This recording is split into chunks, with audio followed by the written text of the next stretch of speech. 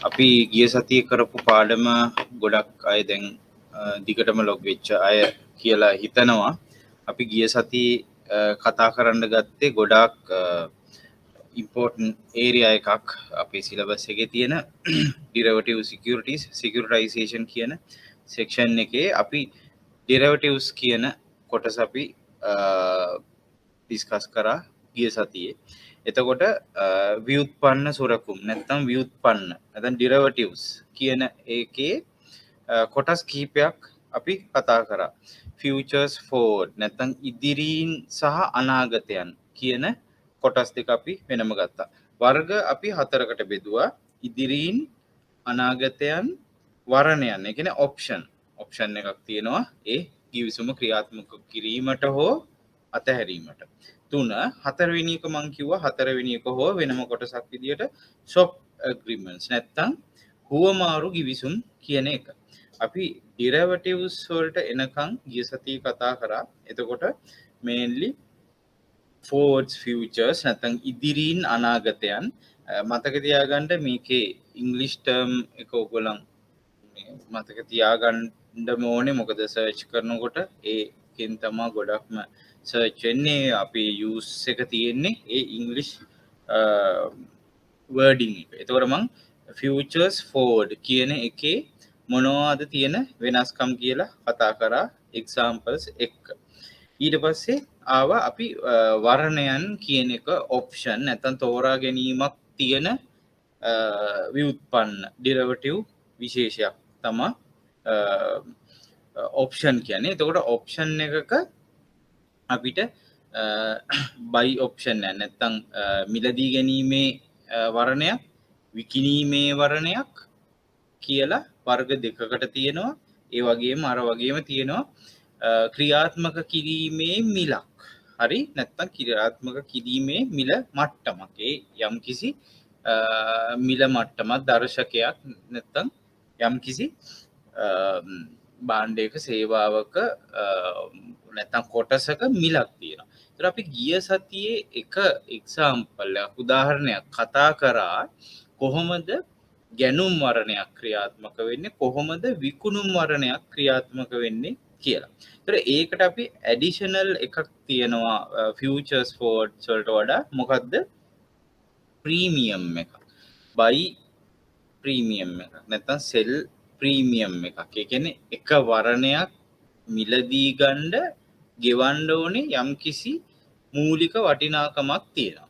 ඒක අපි ගැනුම් හෝ විකුණුම් වර්ණයක් ඉස්සල්ලාම පර්චස් කරද්දී මිලදී ගැනීමේදීම අපි ගෙවිය යුතුයි. මම ටේබල් එකක ගිය සතියේ කතා කරා. මම මේ කරන්නේ බ්‍රීෆ් එකක්. ඒකේ සමරි එකක්.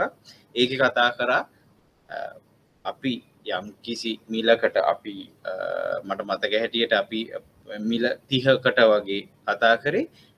රුපියල් 25කට තියෙන කොටසක අගයක් ඉස්සරහා මාස 3කට පස්සේ රුපියල් 30ක වැලියු එකකට මිලදී ඒ කියන්නේ ගැනුම් වර්ණයක් හා විකුණුම් වර්ණයක්කට අපි එළඹෙද්දී ඒ කිවිසුමකට එළඹෙද්දී මොනවද වෙන්න පුළුවන් අවස්ථා සිනාරියෝස් මොනවද? එතකොට ඒ අදාළ දිනයට ආවහම වෙළඳපොලේ මිලත් එක්ක අපි කොහොමද වර්ණය අපි කිවිසුම ක්‍රියාත්මක කරනවද නැද්ද කියන එක තීරණය කරන්න කියන එක අපි වෙනම අපි ප්‍රයිස් ලෙවල්ස් වලදී අපි සාකච්ඡා කරා. ඒ කියන්නේ රුපියල් 26යි නම් එක්සිකියුට් කරන දවසේ ඒක ක්‍රියාත්මක වන දවසේ වෙළඳපොලේ මිල 25යි නම් 26යි නම් 27යි නම් 30 31 32 අපි කොහොමද වෙනස් වෙන්නේ කියන සම්පූර්ණ ටේබල් එකක අපි සාකච්ඡා කරා ගැනුම් වර්ණයයි විකුණුම් වර්ණයයි දෙකම. එතකොට ඕගොල්ලන්ට සම්පූර්ණ පැහැදිලි චිත්‍රයක් එතනින් එනවා කොහොමද ඒක වෙන්නේ කියලා වර්ණයකදී. හරි මොකද වර්ණයකදී එක වෙනස්. ඒ වගේම තව දෙයක් මතක තියාගන්න ඕනේ විභාගෙට එන ප්‍රශ්නේ වලදී futures forward සම්බන්ධ දැන් currency forward especially currency forward අපි ගිය සතියේ හෝ ඊට කලින් සතියේ අන්තිමට අපි කතා කරේ currency forward එකක් කොහොමද මේවා වෙන්නේ කියලා ගොඩාක් දුරට ඒක වෙන්නේ විනිමය අනුපාත සම්බන්ධ අපනයනකරුවෙක් හරි ආනයනකරුවෙක් හරි. ආනයනකරුවෙකුට ඩොලර් යවන්න ඕනේ. අපනයනකරුවෙක්ගේ ඩොලර් ලැබෙනවා ඩොලර් රුපියල් වෙන්න ඕනේ. එතකොට ඒක ඒ කියන ඒ නිශ්චිත අවස්ථාවේදීම වෙන්නේ නැහැ. ඒක වෙන්නේ ඉදිරි කාලයකදී තමයි මුදල් ගනුදෙනු වෙන්නේ අපි අද ශිප්මන්ට් එක කරලා හරි ශිප්මන්ට් එක ලැබුණට පස්සේ. රයිට්. ඒතර ඒ වගේ තත්වයකදී කරන්සි ෆෝවර්ඩ් කියන එක ගැන මම කිව්වා. එතකොට මතක තියාගන්න ඕනේ ෆියුචර්ස් ෆෝවර්ඩ්ස් ගානක් ආවොත් පොඩි එක පැරග්‍රාෆ් එක ගානක් එන්න පුළුවන්, ෆුල් ඩීටේල් ගානක් එන්න පුළුවන්. මොන විදිහෙන් ආවත් ඕගොල්ලන්ට මාකට් වෙළඳපොලේ විනිමය අනුපාතය ගැන කිසිම විදිහකට ආය සැලකිලිමත් වෙන්න අවශ්‍ය නැහැ. මොකද ෆියුචර්ස් ෆෝවර්ඩ්ස් මොන තත්වයක් උඩදී හරි ඒ අදාළ මිලට එක්සිකියුට් කරන්න ඕනේමයි. ඒ ගිවිසුම ක්‍රියාත්මක කළ යුතුමයි. ඒකින්ද එක්ස්චේන්ජ් රේට්ස් කීපයක් දීලා තියන්න පුළුවන්. ඕගොල්ලන්ව පටලවලා ඒක දෙන්න පුළුවන් ඕන විදිහකට. හැබැයි මතක තියාගන්න එක්සිකියුෂන් එකේදී ඕගොල්ලන් ක්‍රියාත්මක කරන්න ඕනේ එක්ස්චේන්ජ් රේට් එක ඕගොල්ලන් කරන්සි ෆෝවර්ඩ් ඇග්‍රීමන්ට් එකේ ඇග්‍රී වෙච්ච ඒ ෆෝවර්ඩ් එක්ස්චේන්ජ් රේට් එක තමයි ඕගොල්ලන්ට ඒක අවසානයේ ඒක බේරන්න වෙන්නේ. කියන්නේ අපනයනකරුට හරි ආනයනකරුට හරි. හරි. ඒක මතක තියාගන්න. ඕක ගොඩක් වෙනස් වෙන්නේ සහ පැටලිලි සහගත වෙන්නේ ඔය ඔප්ෂන් කියන සිනාරියෝ එකේදී. රයිට්. ඒත් එක්ක අපි කතා කරා ඇමරිකානු වරණයක් කියන්නේ මොකද්ද?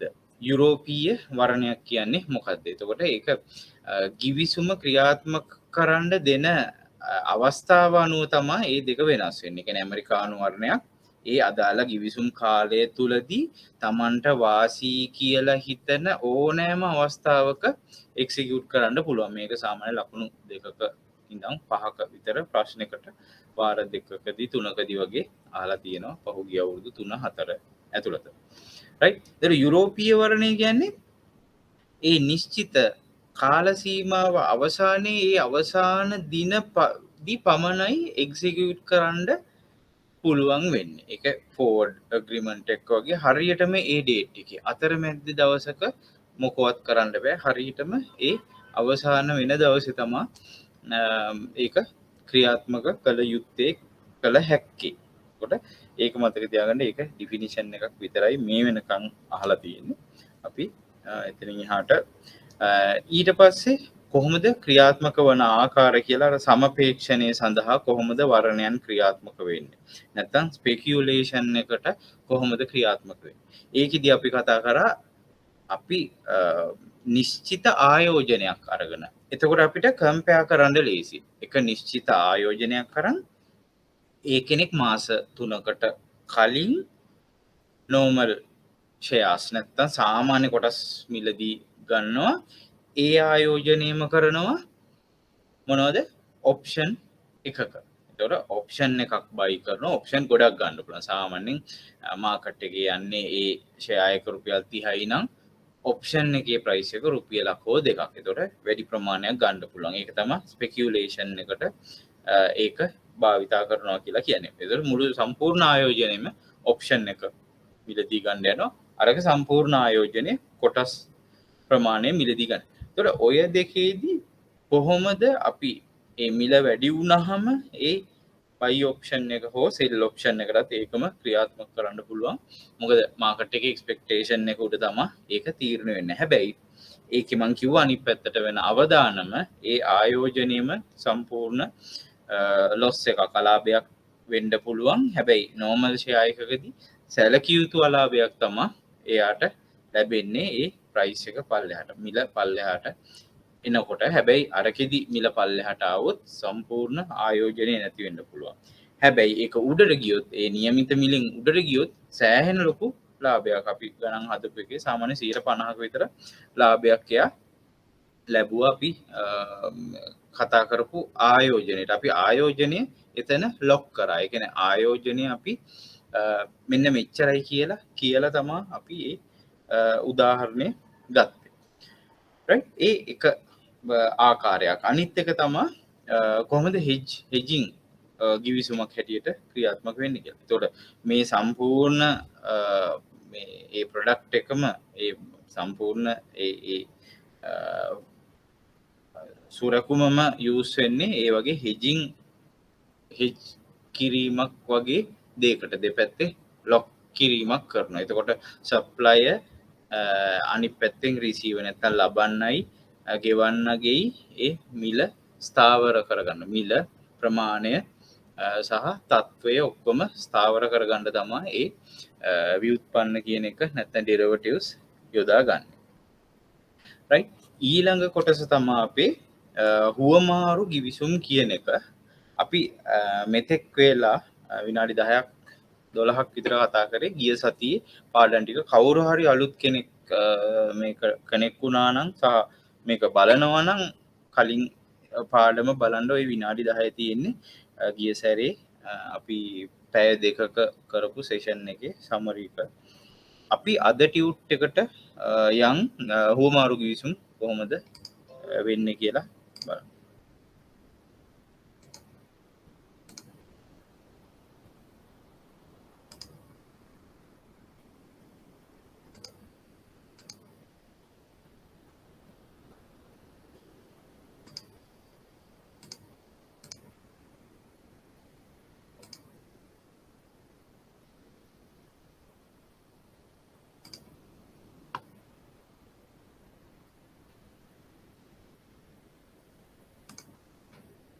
ණය සම්මේලනය කියන ටියුට් එක හම්බුණා කියලා මං හිතනවා.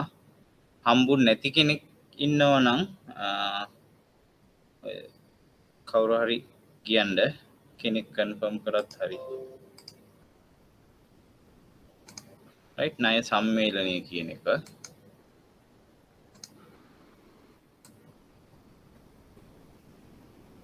අපි ගිය සතියේ කතා කරා මේකේ ඕගොල්ලන්ට මේක බලන්න පුළුවන් කොහොමද ඕගොල්ලන්ට මම මේ ඇඩිෂනල් පේජස් ටිකක් දැම්මේ ඕගොල්ලන්ට ඉන්ට්‍රස්ට් නම් මේක පොඩ්ඩක් ගිහිලා බලන්න පුළුවන්. ඕගොල්ලන්ට බලන්න ගොඩක් දේවල් තියෙනවා මේකකින් අමතරව. ඕගොල්ලන්ට සෙන්ට්‍රල් බැංක් එකේ ගිහිල්ලා බිල් ඔක්ෂන් එක බලන්න පුළුවන්. ට්‍රෙෂරි බිල්ස් බොන්ඩ්ස් කොහොමද වෙන්නේ කියලා සෙන්ට්‍රල් බැංක් සයිට් එකේ ඒක තියෙනවා. දෙවෙනි එක Colombo Stock Exchange cse.lk කියන සයිට් එකේ ගිහිල්ලා ඔයගොල්ලන්ට බලන්න පුළුවන් කොටස් වල මිල මට්ටම් වල වෙනස් වීම කොහොමද ඒ දවසේ ට්‍රේඩින් ක්ලෝස් එකේදී. ඒ කියන්නේ ගනුදෙනු අවසානයේ කොහොමද මිල ගණන් තියෙන ඒවා ඔක්කොම බලන්න පුළුවන්. ලිමිටඩ් ඩීටේල් එකක් තමයි. ගොඩාක් ග්‍රාෆ්ස් අලව් කරන්නේ නැහැ. ඒ වුණාට ඔයගොල්ලන් මිල කොහොමද වෙනස් වුනේ, අද ඩ්‍රොප් එකක්ද හයි එකක්ද, කොච්චරද පර්සන්ටේජ්, බීටා වැලියුස් ඒ කියන ටික බලන්න පුළුවන්. ඒ වගේම තමයි මේ කරන්සි මේ ෆෝවර්ඩ් මාකට්ස් වල මේ ෆියුචර්ස් ඇන්ඩ් ඔප්ෂන් මාකට්ස් වල තියෙන ෂීට්ස් ඔයගොල්ලන්ට මේ සයිට්ස් වලින් බලන්න පුළුවන්.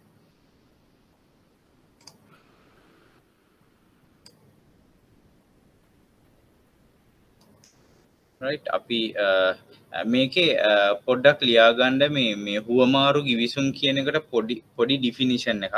මේකේ තව එකක් තියෙනවා මේ ඉදිරි විනිමය ගිවිසුම්. ඇත්තටම අර උඩට එන්න ඕනේ. මේක මෙතන මේ ෂොප් ඇග්‍රීමන්ට්ස් යටතේ නෙමෙයි එන්නේ. ඒක පොඩ්ඩක් එතනින් කට් කරලා උඩට දාගන්න. අපි ඉදිරි විනිමය ගිවිසුම් PowerPoint ප්‍රසන්ටේෂන් එකක අපි ගානක් කතා කරා කලින්. ඒකින්ද මේක හුවමාරු ගිවිසුම් වලට අයිති වෙන එකක් නෙමෙයි. මේක පොඩ්ඩක් අයින් කරන්න ඕනේ මෙතනින්. මේක මේ වැරදිලා මෙතන පේස්ට් වෙලා තියෙන්නේ. ඒක පොඩ්ඩක් උඩට එන්න ඕනේ. රයිට්? හුවමාරු ගිවිසුම් වල ඕගොල්ලන් පොඩි නෝට් එකක් ලියා ගන්න. මොකද්ද හුවමාරු ගිවිසුම් කියන එකේ පොඩි ඩිෆිනිෂන් එකක්. පාර්ශව දෙකක් අතර එකඟ වූ නිශ්චිත කාල සීමාවක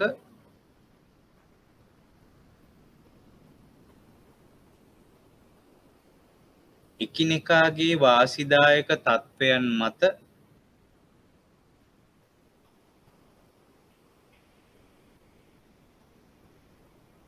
තම මුදල් ප්‍රවාහයන් හුවමාරු කර ගැනීමයි.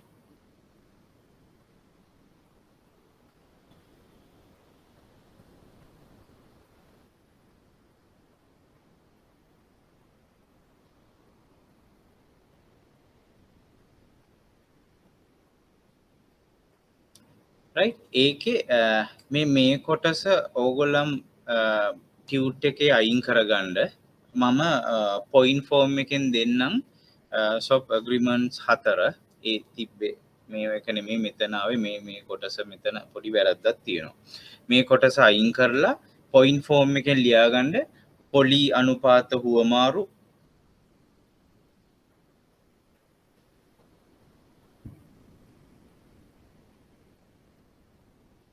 දෙවෙනි පොයින්ට් එක විනිමය අනුපාත හුවමාරු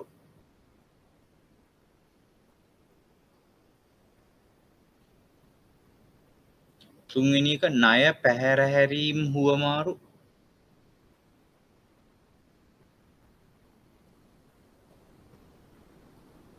අනිත් එක භාණ්ඩ හුවමාරු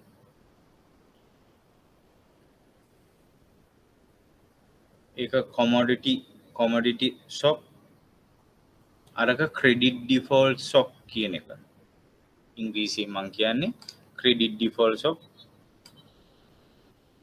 ඊට උඩ එක ෆොරින් කරන්සි ෂොප් හරි ෆොරින් එක්ස්චේන්ජ් ෂොප් කියන එක විනිමය අනුපාත හුවමාරු කියන එක පොලි අනුපාත හුවමාරු කියන්නේ ඉන්ට්‍රස්ට් රේට් ෂොප් කියන ඒ හතර මේක ඇත්තටම මෙතෙන්ට එන්නේ නෑ මේ ටික උඩ කොටසට තමා අයිති වෙන්නේ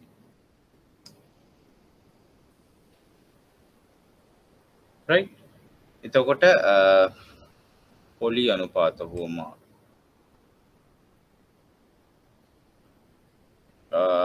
පොලි අනුපාත හුවමාරු කියලා හෙඩින් එකක් දාගන්න මෙතන මේක අයින් කරලා පොලි අනුපාත හුවමාරු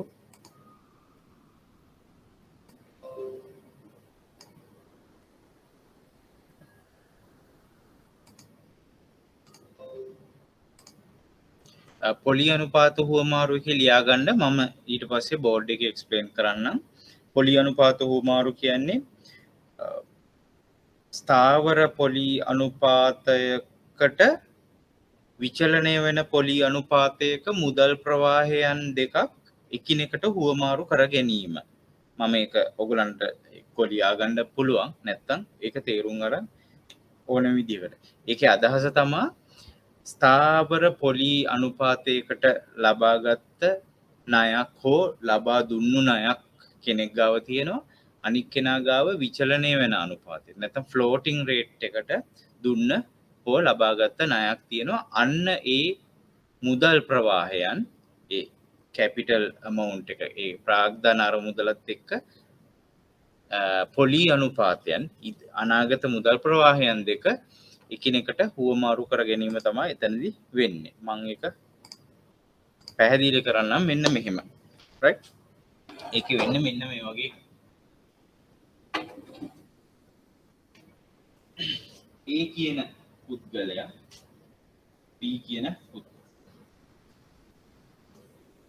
දැන් මේ A කියන කෙනා ගන්නවා 108ක පොලියට ණය මුදලක් B කියන කෙනා ගන්නවා ෆ්ලෝටිං රේට් එයා ගන්නේ නැත්නම් පාවෙන පොලි අනුපාතයකට right අපි කියමු LIBOR plus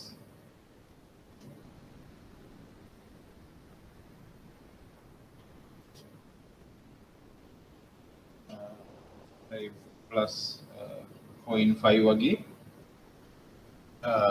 ෆ්ලෝටිං රේට් එකට ගන්නවා ණය මුදල right ඒතල හැබැයි මේ දෙන්නම අපි කියමු මේක මේ ප්ලේන් වැනිලා ඇග්‍රීමන්ට් කියලා කියන්නේ ඒ කියන්නේ දෙන්නම එකම amount එක ගත්ත කියලා අපි ඒ මිල සමානයි කියලා මේ උදාහරණයට ගමු එතකොට මෙයා ගත්තට පස්සේ මෙයා හිතනවා මේකට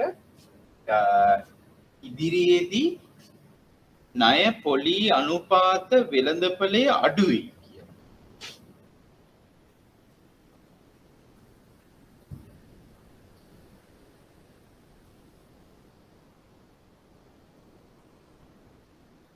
අඩුවන බව එයා කල්පනා කරනවා.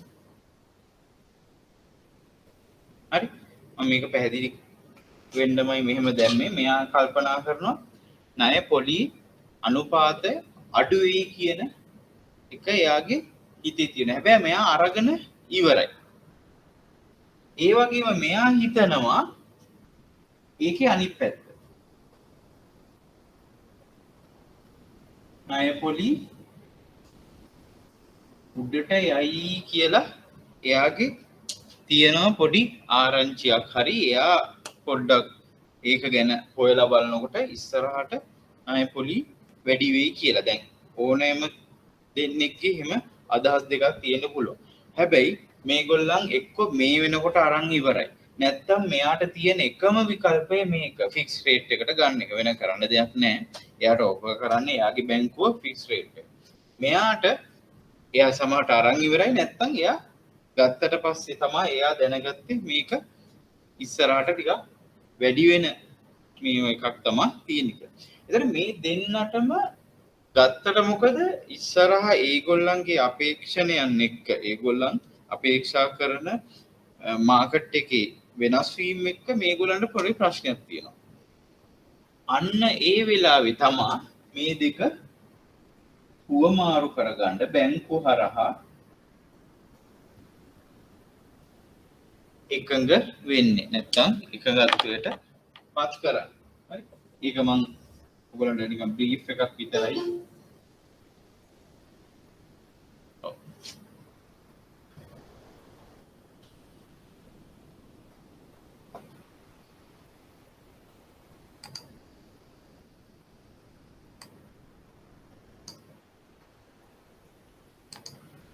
right එතකොට මොකද වෙන්නේ මම මේ වෙන කලයකින් ඔයගොල්ලන්ට මං හිතන්නේ පේනවා ඇති. එතකොට මෙයාගේ මුල් මුදල එක්ක අරන් ඉවරයි. නැත්නම් මුල් මුදල දුන්නත් මේ දෙන්න ප්ලේන් වැනිලා කියලා වචනෙන් තියෙන්නේ. ඒක ඒ කියන්නේ මේ නොෂනල් කැපිටල් එක මේ මූලික අරමුදල මේ දෙන්නගේ එකයි කියලා වෙනස් වෙන තැන්වල එක එකයි කියලා ගණන් හදනවා. නමුත් අපි මේකේ උදාහරණයකට ගන්නේ මේක එකයි. එතකොට මේකේ මූලික අරමුදල ඉතින් එක්ස්චේන්ජ් කරත් මේ දෙන්න එකමයි. හැබැයි මේගොල්ලන් අපි කියමු අවුරුදු 3කට සම වාරික වලට ගෙවන සමාන වාරික වලට මාසික වාරික. එතකොට මේ මෙයාගේ අපේක්ෂාව අඩු වෙනවා කියනවා නම් මෙයාගේ අඩු වෙන බව නම් මෙයාගේ අපේක්ෂාව වැඩි වෙන බව නම් බැංකු දෙක කතා කරලා මේ පාටිස් දෙකේ කෑෂ් ෆ්ලෝ එක මාරු කරගන්න. එතකොට මෙයාගේ ෆ්ලෝටිං රේට් එක දැන් අපි කියමු මේක මෙයාගේ බැංකුව කියලා.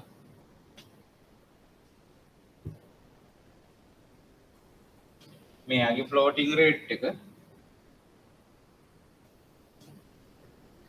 මේ බැංකුවට ගෙවනවා මේකින් ගත්තේ.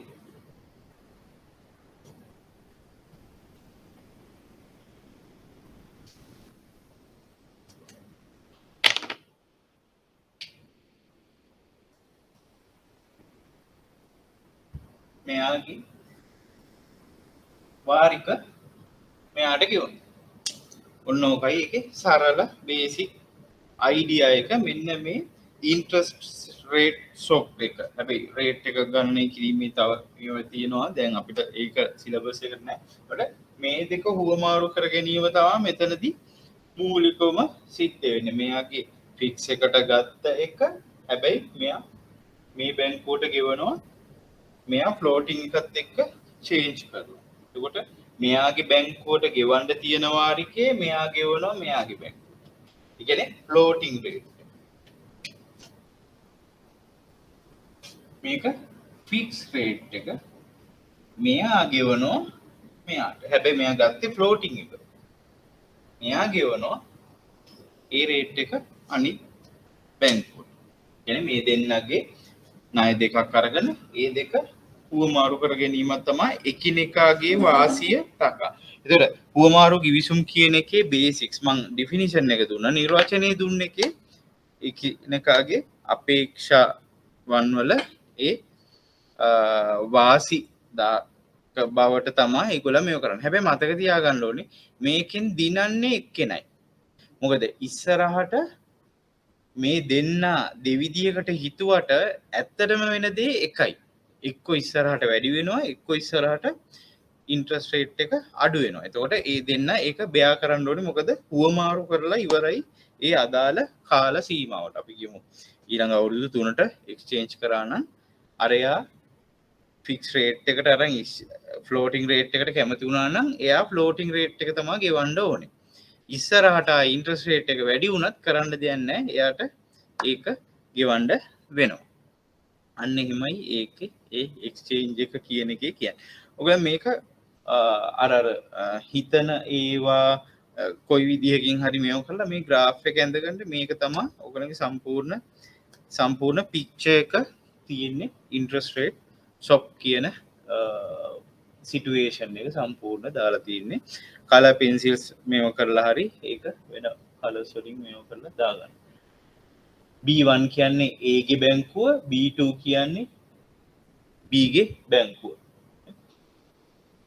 1 මිලියන් ලෝන් එක මෙයාගේ 108 ස්ථාවර ණය මේක ෆ්ලෝටිං රේට් ණය.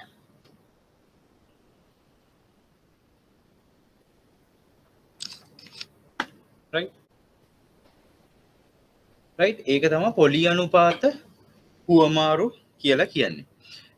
විනිමය අනුපාත හුවමාරු මං අන්තිමට කරන්නම්. ඒක මේ අන්තිමට තියෙන එකයි විනිමය හුවමාරු කිවිසුම්. ඒ එක්සාම්පල් එක එතනම තියෙනවා. අපි ඊට කලින් කතා කරමු ණය පැහැරහැරීම් හුවමාරු කියන්නේ මොකක්ද කියලා.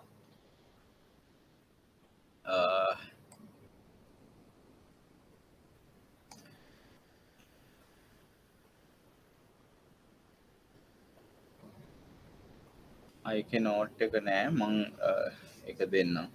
මං එක එන සතිය දෙන්නම් නෝට් එක පොඩි ඡේදයක් තියෙනවා. ඒකට මං ඒක එක්ස්ප්ලেইন කරන්නම් අද. ඒක කොහොමද වෙන්නේ කියලා ණය පැහැරහැරීම් හුවමාරු කියන එක.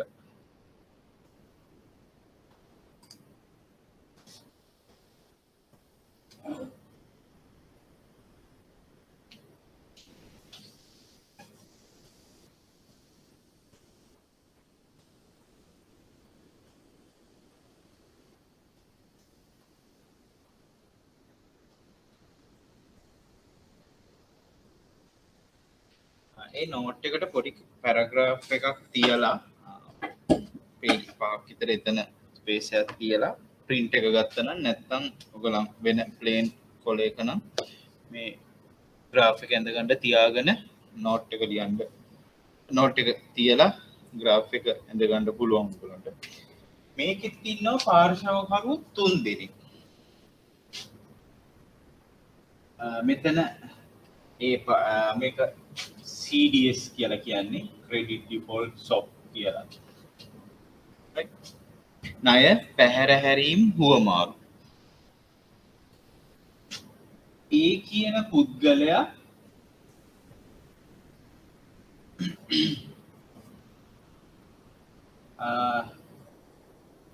ණයක් දෙනවා. ඒ කියන්නේ බැංකුවක් වෙන්න පුළුවන්, තනි පුද්ගලයෙක් වෙන්න පුළුවන්, වෙන සමාගමක් වෙන්න පුළුවන්. මේ ඕනම කෙනෙක්. හැබැයි මම මේ එක්සැම්පල් එක ගන්නෙ. ණයක් ලබා දෙනවා B කියන පුද්ගලයා. එතකොට සාමාන්‍ය දේ තමයි අපි කියමු මේක අවුරුද්දකින් ආපහු ගෙවන්න ඕනේ. ගෙවීමක් තියෙනවා.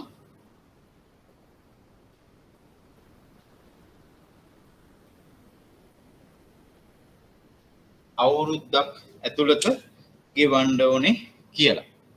right? ඒකෙදි තව පාර්ශවයක් අපි දැනට මේක උදාහරණයකට ගමු මේක රක්ෂණයක්. මේක වෙන්නේ ඉන්ෂුරන්ස් එකක්. හරි. මෙයා තමයි CDS සෙල නැත්තම් ඒ CDS ණය පැහැරීම් පුවමාරු කියන සේවාව ඒ ප්‍රොඩක්ට් එක සපයන කෙනා. මෙයා තමයි CDS සෙල. හරි.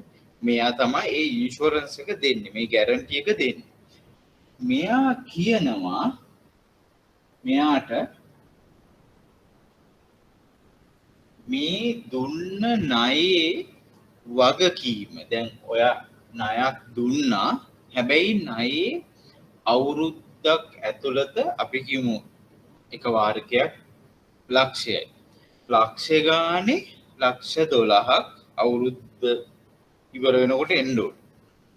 අන්න ඒ කියන එයාට ලැබිය යුතු දේ ඒක මම සහතික කරන්න. මේ ලැබෙන එකේ රිස්ක් එක අවදානම මට බාර දෙන්න. ඒ වෙනුවෙන් මට පොඩි ප්‍රීමියම් එකක් නැත්නම් පොඩි ගාස්තුවක් ගෙවන්න ඉන්ෂුරන්ස් එකට ප්‍රීමියම් එකක් ගෙවනවනේ පොඩි මිලක් ගෙවනවනේ අන්න ඒ වගේ ප්‍රීමියම් එකක් මට ගෙවන්න හැබැයි මම ඔයාගේ මේ ලැබීම් ගැන ගැරන්ට් කරනවා ප්‍රාරක්ෂණය කරේ අන්න ඒ වගේ නිකුතුව සහතික කරනවා ඒ වගේම මෙයාගේ ලැබීම සහතික කරනවා right එතකොට ඒකෙදි මොකක්ද වෙන්නේ දැන් තත්වයන් දෙකක් තියෙනවා එකක් තමයි මේ අවුරුද්ද රුපියල් ලක්ෂ ගානේ 12 වතාවක් ගෙවලා ඉවර කරන්න පුළුවන් කිසිම කතන්දරයක් නැහැ මේ පාර්ශව ඉන්නවා දැන් ඉන්ෂුරන්ස් එක ගත්තා ප්‍රීමියම් එක ගෙවුවා ඉන්නවා හැබැයි කිසිම එකක් නැහැ බැරි වෙලාවත්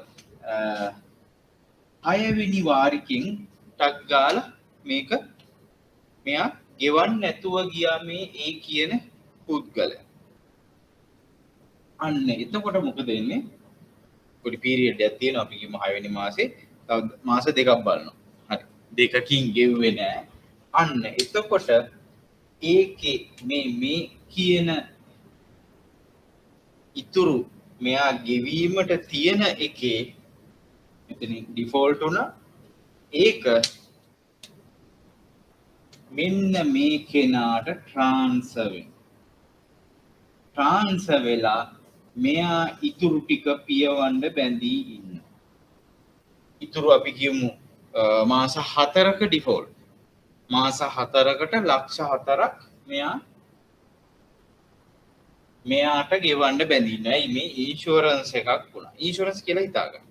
එතකොට මෙයා මෙතන මතක තියාගන්න මේකේ CDS අය තමා මේ. ඒ කියන පාර්ශවයේ ණය දුන්නු පාර්ශවය. හරි මම මේ ණය කියලා පාවිච්චි කරේ ඕගලන්ට තේරුම් ගන්න ලේසියට. හරි මේක බැඳුම් කරයක් ණය කරයක් නිකුත්තුවක් වෙන්න බල මම ඒකට පස්සේ එන්නම්. හැබැයි මේක මං ණයක් කියලා ගත්තේ ඒ තේරුම් ගන්න ලේසි. මිලියනයක ණයක් ගෙව්වා ගෙවීම් පැහැර හැරී අවස්ථාවක අන්න ඒ කියන මෙයාගෙන් ලැබිය යුතු වටිනාකම් ලබා ගැනීමේ වගකීම මෙයාට පවර ගන්නවා.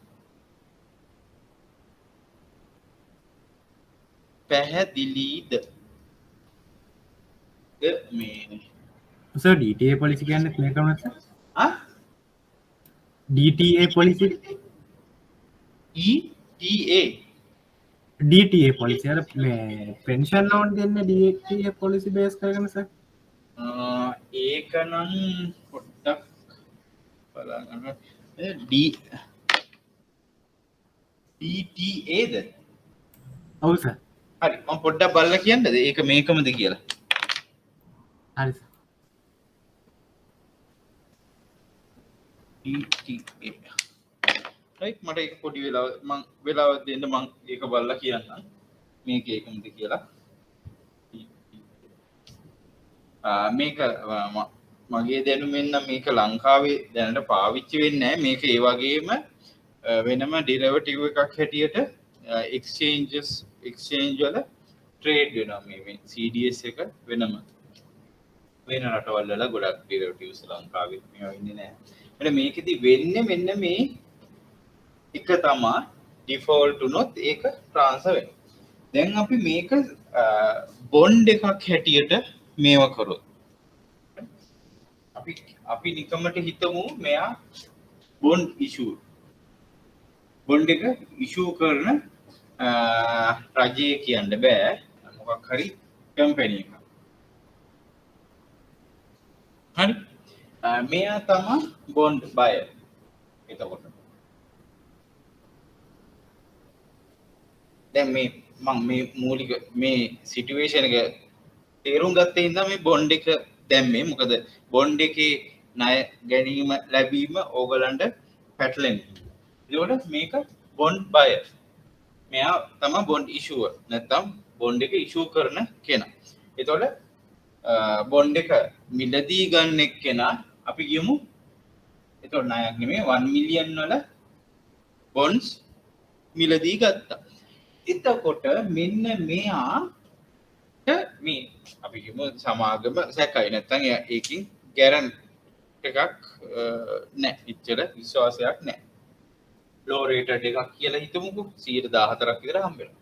මෙයා කියනවා මට මේකෙන් 100ට එකක් දෙන්න ප්‍රීමියම් එක 100ට එකක් ප්‍රීමියම් එකක් දෙන්න මේකෙන් මම මේ බොන්ඩ් එකේ වගකීම බාර ගන්නවා.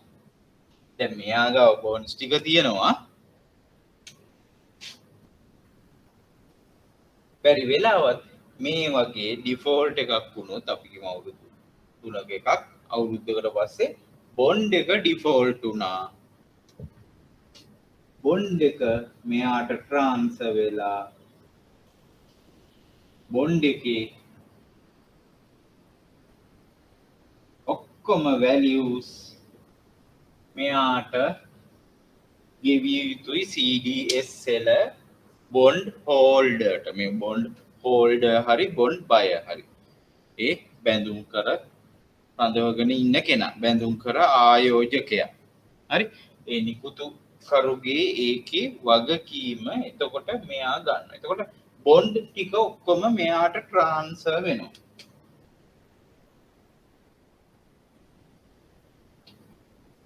බොන්ඩ් ටික ට්‍රාන්ස්ෆර් වෙනවා.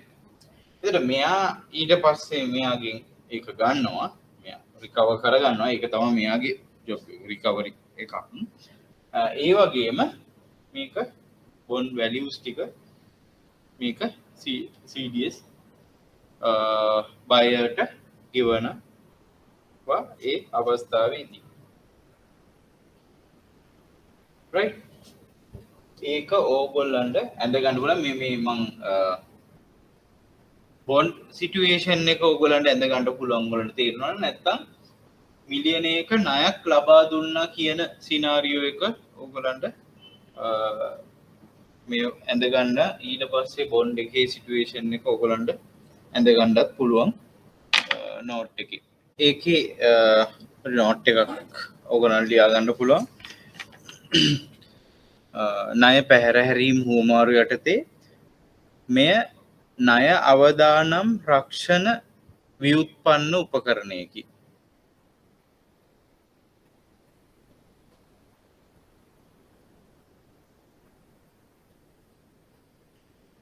පොයින්ට් ෆෝම් එකේ ලියාගත්තත් කමන්නේ. එය ණය සපයන ආයතනය සහ CDS විකුණුම්කරු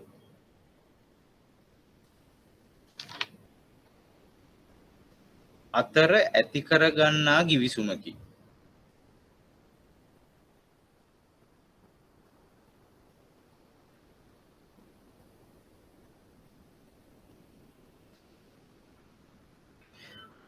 ණයකරු ණය ගෙවීම පැහැරහැරියහොත් එම ණය ඉරක් බැඳුම් කර වගකීම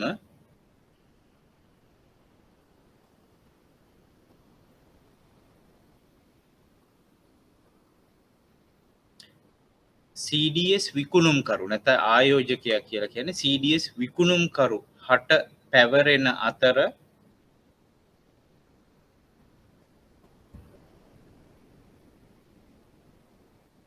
ඒ වෙනුවෙන්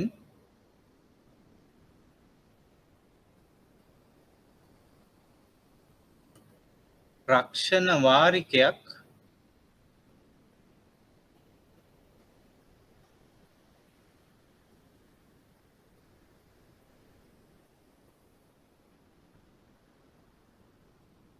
රක්ෂණ ගැනුම්කරු විසින් ගෙවනු ලබයි.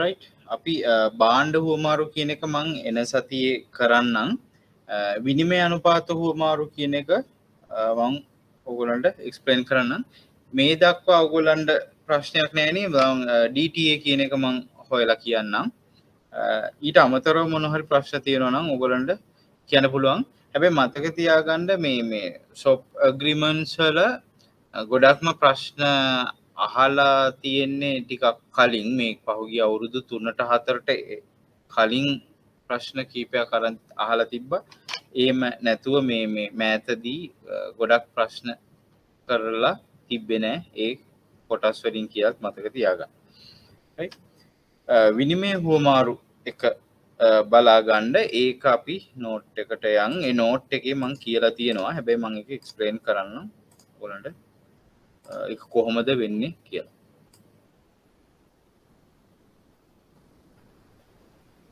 විනිමය අනුපාත හුවමාරු වලින් වෙන්නේ විනිමය අනුපාතයන් දෙකක මුදල් ප්‍රවාහන. ඒ කියන්නේ බොහෝ දුරට ඒ කියන්නේ ඇත්තටම බොහෝ දුරට මේ අනිවාර්ය වශයෙන්ම රටවල් දෙකක් අතර සිද්ධ වෙන ආයෝජනයේදී තමයි මේක භාවිතා වෙන්නේ. අපි මේ එක්සාම්පල් එක මම බෝඩ් එකේ එක්ස්ප්ලেইন කරන්නම්. එතකොට ඔයගොල්ලන්ට ඒක ගැන හොඳට තේරෙයි. right මේක හොඳට අහගන්න. මේක චුට්ටක් අර මේකට වඩා complicated. මම හිතනවා මේක ලියා ගන්න කියලා ඔක්කොමලා.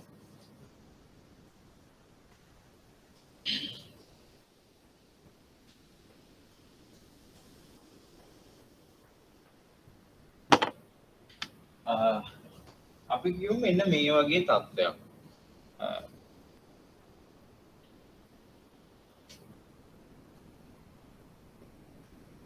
ලංකාව අපි කියමු ඉන්දියන් රුපියල් නෙමෙයි අපි ඇමරිකාව right ඇමරිකාවයි ලංකාවයි අතර වෙන ගනුදෙනුවක් මේ right හොඳට අහගන්න. ලංකාවේ කම්පැනි එකක් තියෙනවා C කියන සමාගම. ඇමරිකාවේ තියෙනවා අපි කියමු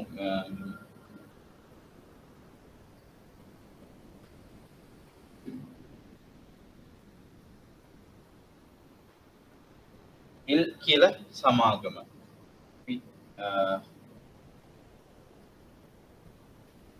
S කියලා සමාගමක් තියෙනවා ඇමරිකාවේ.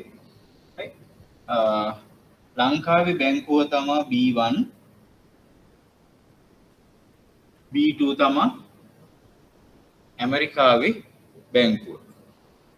දැන් මෙන්න මේ වගේ සිටුේෂන් එකක ලංකාවේ L සමාගමට අවශ්‍යයි ඇමරිකාවේ ආයෝජනයක් කරන්න.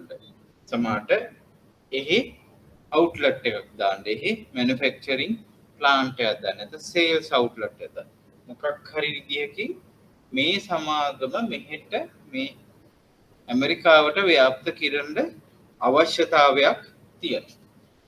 ඒ වගේම තමයි S කියන සමාගමට ලංකාවේ ඒගොල්ලන්ගේ ව්‍යාපාර දියුණු කරන්න අවශ්‍යයි. Sට අවශ්‍යයි ලංකාවට එන්න. right? Lට අවශ්‍යයි ඇමරිකාවේ ව්‍යාප්ත වෙන්න. හැබැයි Lට මේ අවශ්‍යතාවයට ඕන වෙන්නේ ඩොලර්ද රුපියල්ද? Lට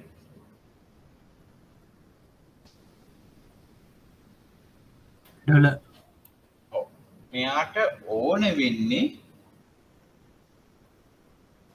USD. right? මෙයාට මෙහි බිස්නස් එක ඩෙවලොප් කරන්න ඕන වෙන්නේ ලංකාවේ රුපියල්. ශ්‍රී ලංකන් රුපීස්. හැබැයි හරි විදිහට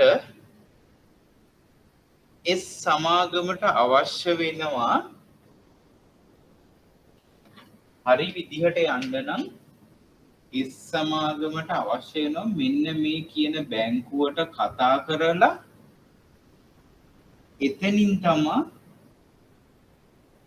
LKR ආයෝජනය සඳහා ගන්න වෙන්නේ. වෙන ක්‍රමයක් නැහැ. ඒගොල්ලන්ට ණය ගන්න ඕනේ, ෆයිනෑන්සින් අවශ්‍යයි, මූල්‍යණය කරන්න අවශ්‍යයි. ඒගොල්ලන්ගේ රටේ කරන්සි එකෙන් නෙමෙයි. එතකොට එහෙම වුණොත් මේ ලංකාවේ බැංකුවක් හරහා ගන්න අවශ්‍යයි. ලංකාවේ සමාගමට මෙහි ආයෝජනය සඳහා හරි විදිහට ගියොත් මේ බැංකුව හා සම්බන්ධ වෙලා ගන්න ඕනේ USD. right? හැබැයි සාමාන්‍යයෙන් B1 සමාගම L කියන සමාගමවලට සාමාන්‍ය සමාගම් වලට දෙන්නේ අපි නිකන් කියමු 8කට කියලා. හැබැයි මේ සමාගමට ණයක් ගන්න අවශ්‍යයි නම් ශ්‍රී ලංකන් රුපීස් වලින් ඒ රේට් එකට ගන්න පුළුවන් වෙයි.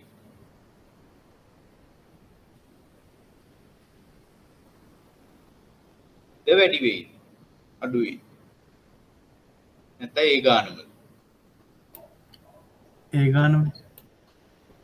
ඒ ගානටම දෙයිද ඕගොල්ලෝ දැන් බැංකු වල කට්ටිය වැඩි ඇයි මේ රිස්ක් එක වැඩි. ලංකාවේ ඔව් අන්න ඒකයි කොටින්ම රිස්ක් එක කෙටිම උත්තරේ ඒ වගේම තමයි ලංකාවේ එස්ටැබ්ලිෂ් වෙලා නැහැ. ඇමරිකාවේ නෙමෙයි කොයි ලෝකෙ කිව්වත් ඒක සාමාන්‍ය බැංකුවක බලන ක්‍රයිටීරියා වලින් එහා. ඒතකොට මොකද ෆොරින් කම්පැනි එකක් ඇවිල්ලා තියෙන්නේ අපිට ඒවට අනේ අමාරු හරි රිස්ක් එකක් තියෙනවා. අපි නිකන් උදාහරණයකට ගමු. අන්න ඒක කිව්වොත් 12ක් කෝට් කරා. 12 කියන්නේ සෑහෙන ලොකු රේට් එකක් එතන. ඒ වගේම තමයි දැන් නිකන් මේ ලංකාවට දෙන මේ ලෝකල් රේට් එක. ඒ වගේම තමයි ලංකාවට මේකේ සාමාන්‍යයෙන් 4% කියලා ගමු. ඒ රේට්ස් අඩුයි. අපේ අඩුයි ඒකට මම උදාහරණයකට වෙනස පෙන්නනවා. ලෝකල් රේට් එක 4යි. ලංකාව වගේ රටකින් තවත් ලංකාව වගේ කිව්ව ගමන් ඒකේ අවදානම තවත් වැඩි. හරි මාර්ගයේ ගියොත් මෙයාට අපි කියමු 7ක් මෙයාට කියමු. right 7ක රේට්. ඔන්න ඔතන තමා ඇත්තටම මේ ෂොප් කියන එකට හුවමාරුවට පදනම් වෙන්නේ මෙන්න මේ සිනාරියෝ එක. ඒකට මේ සිනාරියෝ එක තේරෙනවා. මේක පොඩ්ඩක් බලලා ඔයගොල්ලන් පැහැදිලි කරගන්න. මම මේ පුළුවන් හැටියකට ආර්ට් වර්ක් එකකින් මේව කරේ වැඩි ඒක කන්සර්න් එකක් තියාගන්න එපා. මේ USD ගත්තෙත් අපිට ඒක පහසුවට මේක ලංකාවේ ලංකාවේ අපිට උදාහරණයක් ගන්න පුළුවන් මම අර නම් කියන්නේ ඉච්චරම නෑ දම්රෝ වගේ සමාගම් ඒ රටවල් වල ආයෝජන කරන මේ US වල ෆ්‍රැන්චයිස් නැත්තම් ඔය ෆ්‍රැන්චයිස් තියෙන්නේ ඔය මැක්ඩොනල්ඩ්ස් KFC වගේ ලොකු බ්‍රෑන්ඩ්ස් ඇවිල්ලා මෙහි මේ කරනවා. ඒතකොට ඒ වගේ ඒවට ආයෝජනයක් අවශ්‍යයි. එතකොට ඒගොල්ලන් ලංකාවේ බැංකුවක් කරා ගියොත් මෙන්න මේ තත්ත්වය වෙන්නේ. දැන් ඔය හුවමාරු කියන එක මේකට ඇප්ලයි කරන විදිහ ඔයගොල්ලන්ට ඊළඟ ස්ටෙප් එකේ හිතා ගන්න උනත් පුළුවන්. මේකේ සීරියස් කැල්කියුලේෂන් තියෙනවා ඒව අපිට නෑ. මම මේ අඳුනලා දීමක් විතරයි කරන්න අපිට තියෙන්නේ. මේක ඇත්තටම ගොඩක් දුරට ප්‍රශ්න කරලත් නෑ. ඒවට මේ විදිහට අඳුනලා දුන්නාම ඔයගොල්ලන්ට තේරුම් ගන්න ලේසි හින්දා මම මේක දැන් මේ සිටුේෂන් එකට ඕගොල්ලන් ටිකක් කල්පනා කරලා හිතන්න කොහොම කරොත් හොඳයිද කියලා.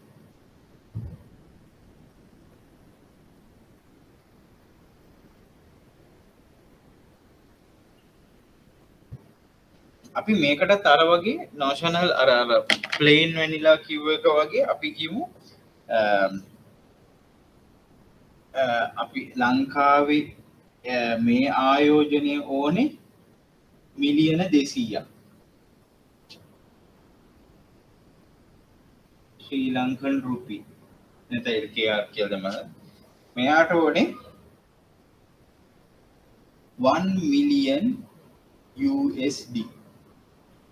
USD එකකට 200යි කියන එකෙන් ඒ කියන්නේ මේක සමානයි ආයෝජනය දෙන්නට අවශ්‍ය වෙන ආයෝජනය මොකක් හරි ඕගොල්ලෝ තියනවද විසඳුමක් අරුණ මේ ඉන්දුනීල්ද මොනවා හරි අයිඩියා එක මේකට වෙන මෙයාට මේ මෙතෙන්ද ගියොත් මෙයාට කොස්ට් එක වෙනවා 107ක් ප්‍රාග්ධනයේ පිරිවැය. නැත්තම් ඒ ණය පිරිවැය වෙනවා 107ක්. හැබැයි ඒ රට ඇතුළෙම 4යි. මෙයාට මෙහෙන් ගේන මෙයා එන ඉන්වෙස්ට්මන්ට් එකට කොස්ට් එක වෙනවා කැපිටල් එකට කොස්ට් එක වෙනවා 112ක්. හැබැයි රට ඇතුළේ 8යි. 8ක් තියෙද්දි 12ක් වෙනවා. මෙතන 4ක් තියෙද්දි මං 7ක් ගෙවන්න.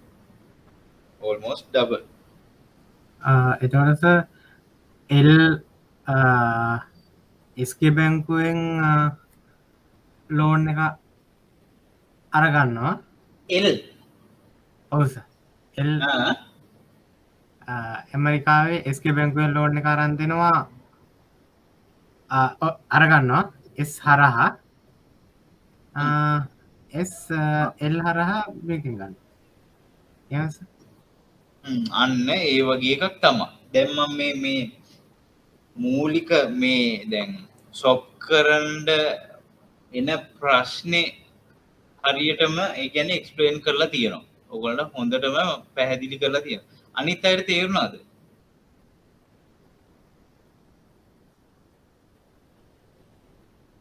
මේක එච්චර සීරියස් ගන්න ඕනේ නැහැ. හැබැයි මේකේ කන්සෙප්චුවල් අයිඩියා එක ගන්න ඕනේ. කියන්නේ කන්සෙප්ට් එක ගන්න ඕනේ. මේකේ කැල්කියුලේෂන් නැහැ. මොකුත් ඕගොල්ලන්ට. මම නිකන් පැහැදිලි කරනවා විතරයි.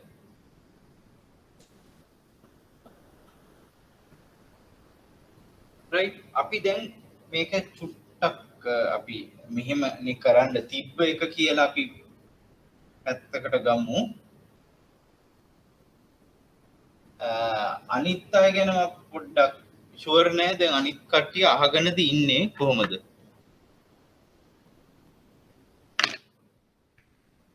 ඔව් කිව්වනම් ඇති. ඔව් හරි නෑ හරි.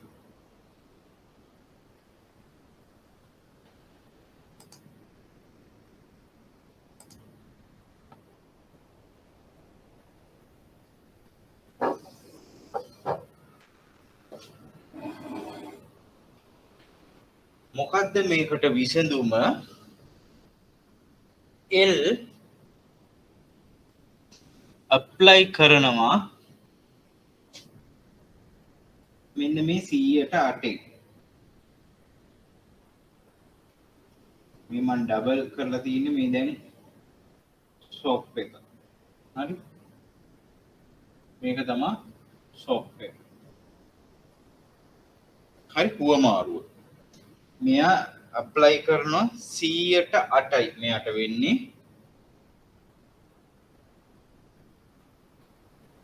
මෙයා apply කරනවා LKR මෙයා apply කරනවා 104ට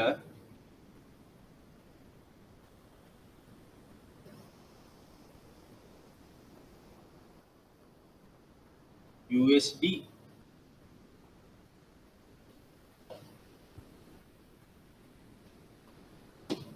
මෙයා ඇප වෙනවා මෙයාගේ කැපිටල් එකට මෙයා ඇප වෙනවා මෙයාගේ කැපිටල් එකට. ඒ දෙන්න හුවමාරු කරනවා.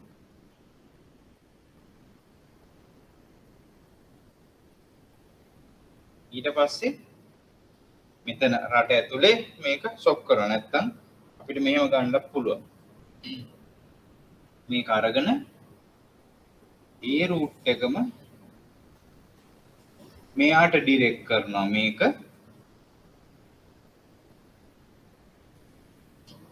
ඒ ආයෝජනය කරන්න. හැබැයි එයා කරන්නේ එල් එක මෙහි කරන්නේ ඒක මතක තියාගන්න. එල් එකේ මේක ඇප වුණාට මොකද මෙයා ආයෝජනය කරන්නේ මෙහි. එල් එක මෙහෙට එන්නේ. මෙහි ආයෝජනය කරන්න ඉන්නේ. හැබැයි එයාගේ අවශ්‍ය කරන USD ටික මේ කියන 104ට මෙයා ඇප වෙලා මේකට. ඒ ඇපේට සමාන දැන් මම ඇප වෙනවා නම් ඔයත් ඇප වෙන්න. මෙයා මේ කියන එක අනිත් පැත්තට මෙයාට පාස් කරනවා. මෙයාට පාස් කරනවා කියන්නේ මෙයා S ඉන්නේ දැන් SL වල. S ඉන්නේ ලංකාවේ ඇතුළේ. මෙයා මේකට පාස් කරනවා 100ට ගත්ත එක. හරි මේක බැංකුව අතර වෙන ගනුදෙනු. බැංකුව අතරින් තමයි ඒ ස්විච් කරලා net amount එක settle කරන්නේ. සුද්ධ වටිනාකම් හුවමාරුව කියලා කියනවා. මේකේ net values මාරු කරගන්න එක වෙන්නේ මේක serious accounting එකක්.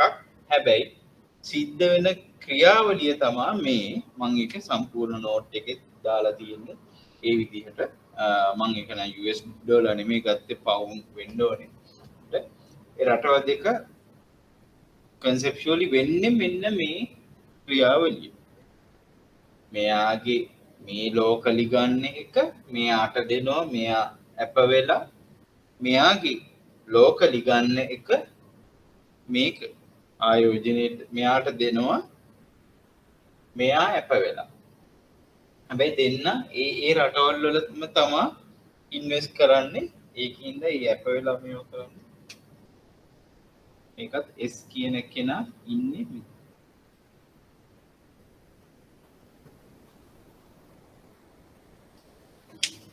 මේ ගැන සීරියස් හිතන්න ඕනේ. හැබැයි මූලිකවම වෙන්නේ මොකද්ද කියන එක තේරුණා නම් නැති ගොඩාක් ඉන් ඩීටේල් ඒක අවශ්‍ය නැහැ.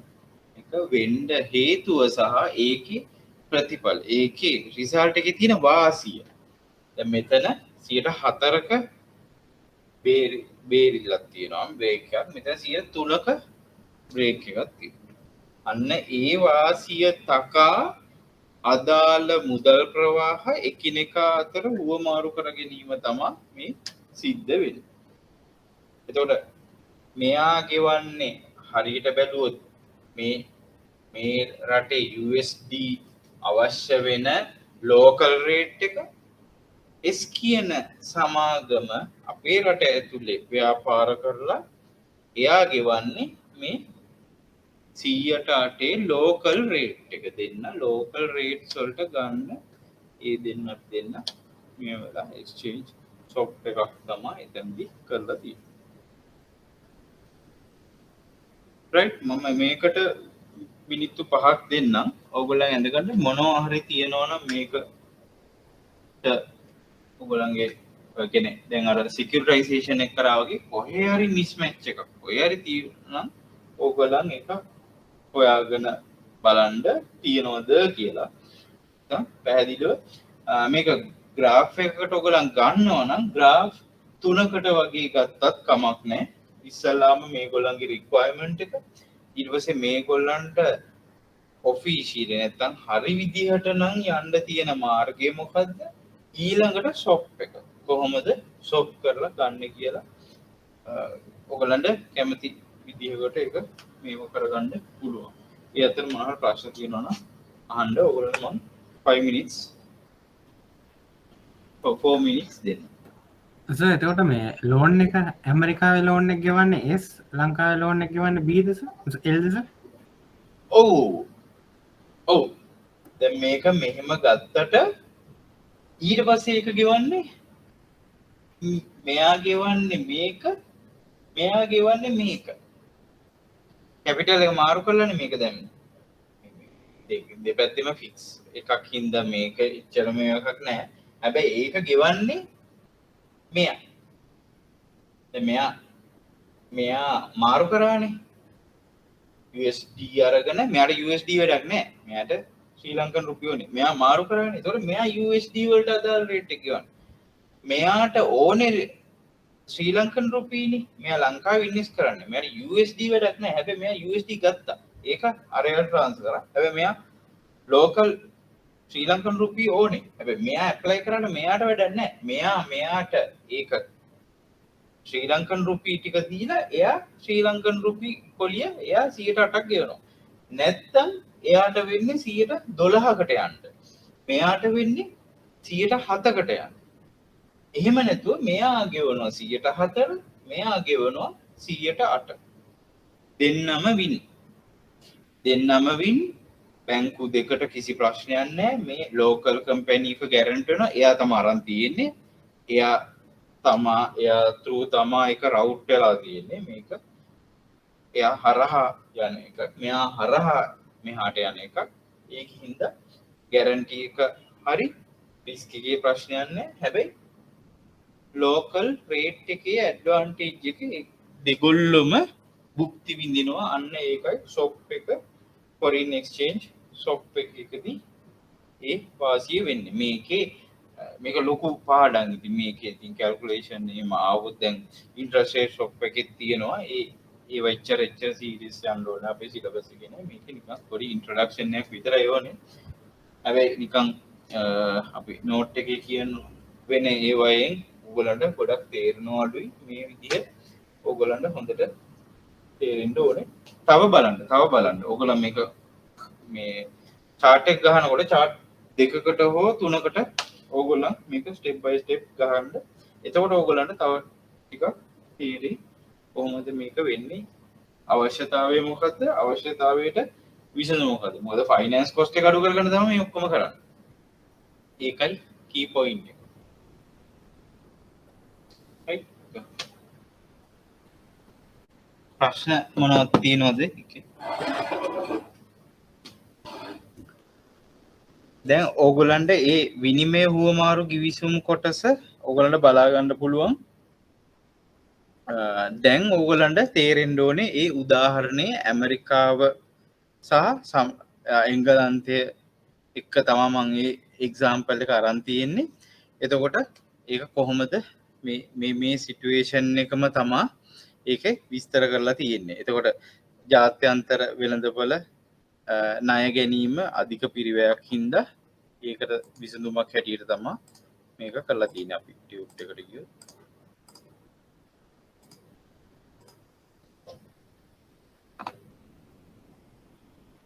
right මෙතන සම්පූර්ණ කියලා තියෙන්නේ සම්පූර්ණම මේ අපි බෝඩ් එකේ විස්තර කරපු කොටස තමයි මෙතන කියලා තියෙන්නේ.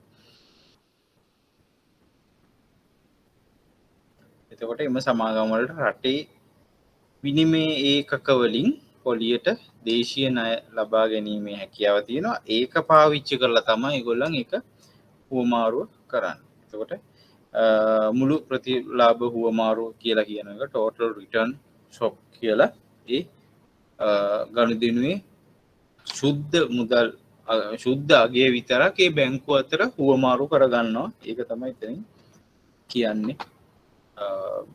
ඒ කියන මේ හුවමාරු ගිවිසුම් වල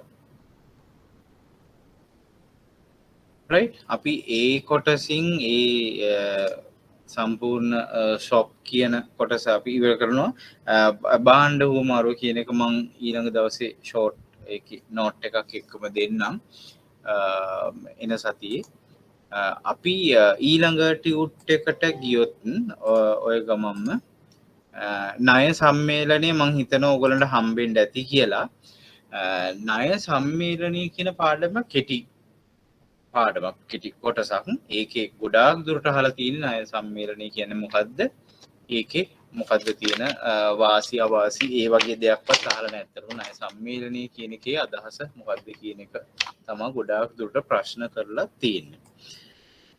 එතකොට ඒක ඔයගලන්ට සාමාන්‍යයෙන් සරලවම තේරුම් ගන්න පුළුවන් මේ එකක් තියෙන්නේ.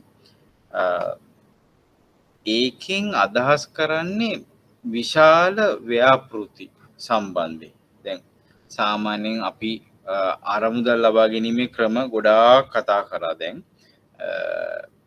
ස්ට්‍රක්චර්ඩ් සිකියුරිටිස් වෙනකම් අපි ඔක්කොම කතා කරේ මේ අරමුදල් සම්පාදනය කරන එක ක්‍රම තමයි අපි කතා කරේ. ඒ වගේම එකක් තමයි මේ ණය සම්මේලන. නැත්නම් සම්මේලනගත ණය loan syndication කියන කොටස. ඒ වගේ එකක් ක්‍රියාත්මක වෙන්නේ අතිවිශාල අවදානම් සහිත ව්‍යාපෘති. නැත්නම් ලොකු ප්‍රොජෙක්ට්ස් එක කෙනෙකුට මූල්‍යන නැත්නම් ෆයිනෑන්ස් කරන්න බැරි තරමේ විශාල ව්‍යාපෘති වලට තමයි ඒක ගොඩාක් වෙලාට යොදා ගන්න. ඒකෙදි වෙන්නේ මෙන්න මේ වගේ තත්ත්වයක්. තත්ත්වයකදී තමයි මේක පාවිච්චි කරන්නේ. අපි කියමු දැන් ඔය ලොකු කම්ප්ලෙක්ස් එකක්.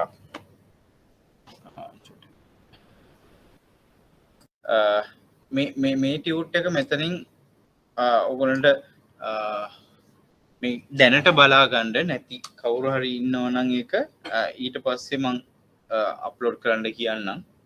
ඒක ඔයගොල්ලන්ට වෙනම දාන්න කියන්නම්. ඔය කීප දෙනෙක් ඉන්නේ ඒක දාන්න පුළුවන්.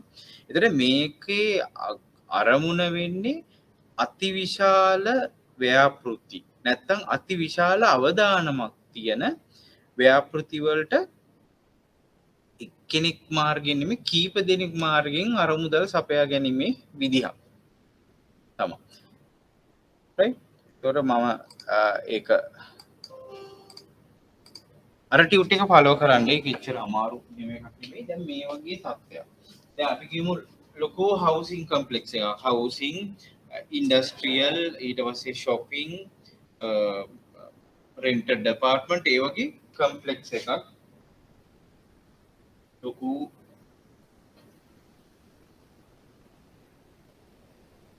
ඒ වගේ ව්‍යාපෘතියක් අපි කියමු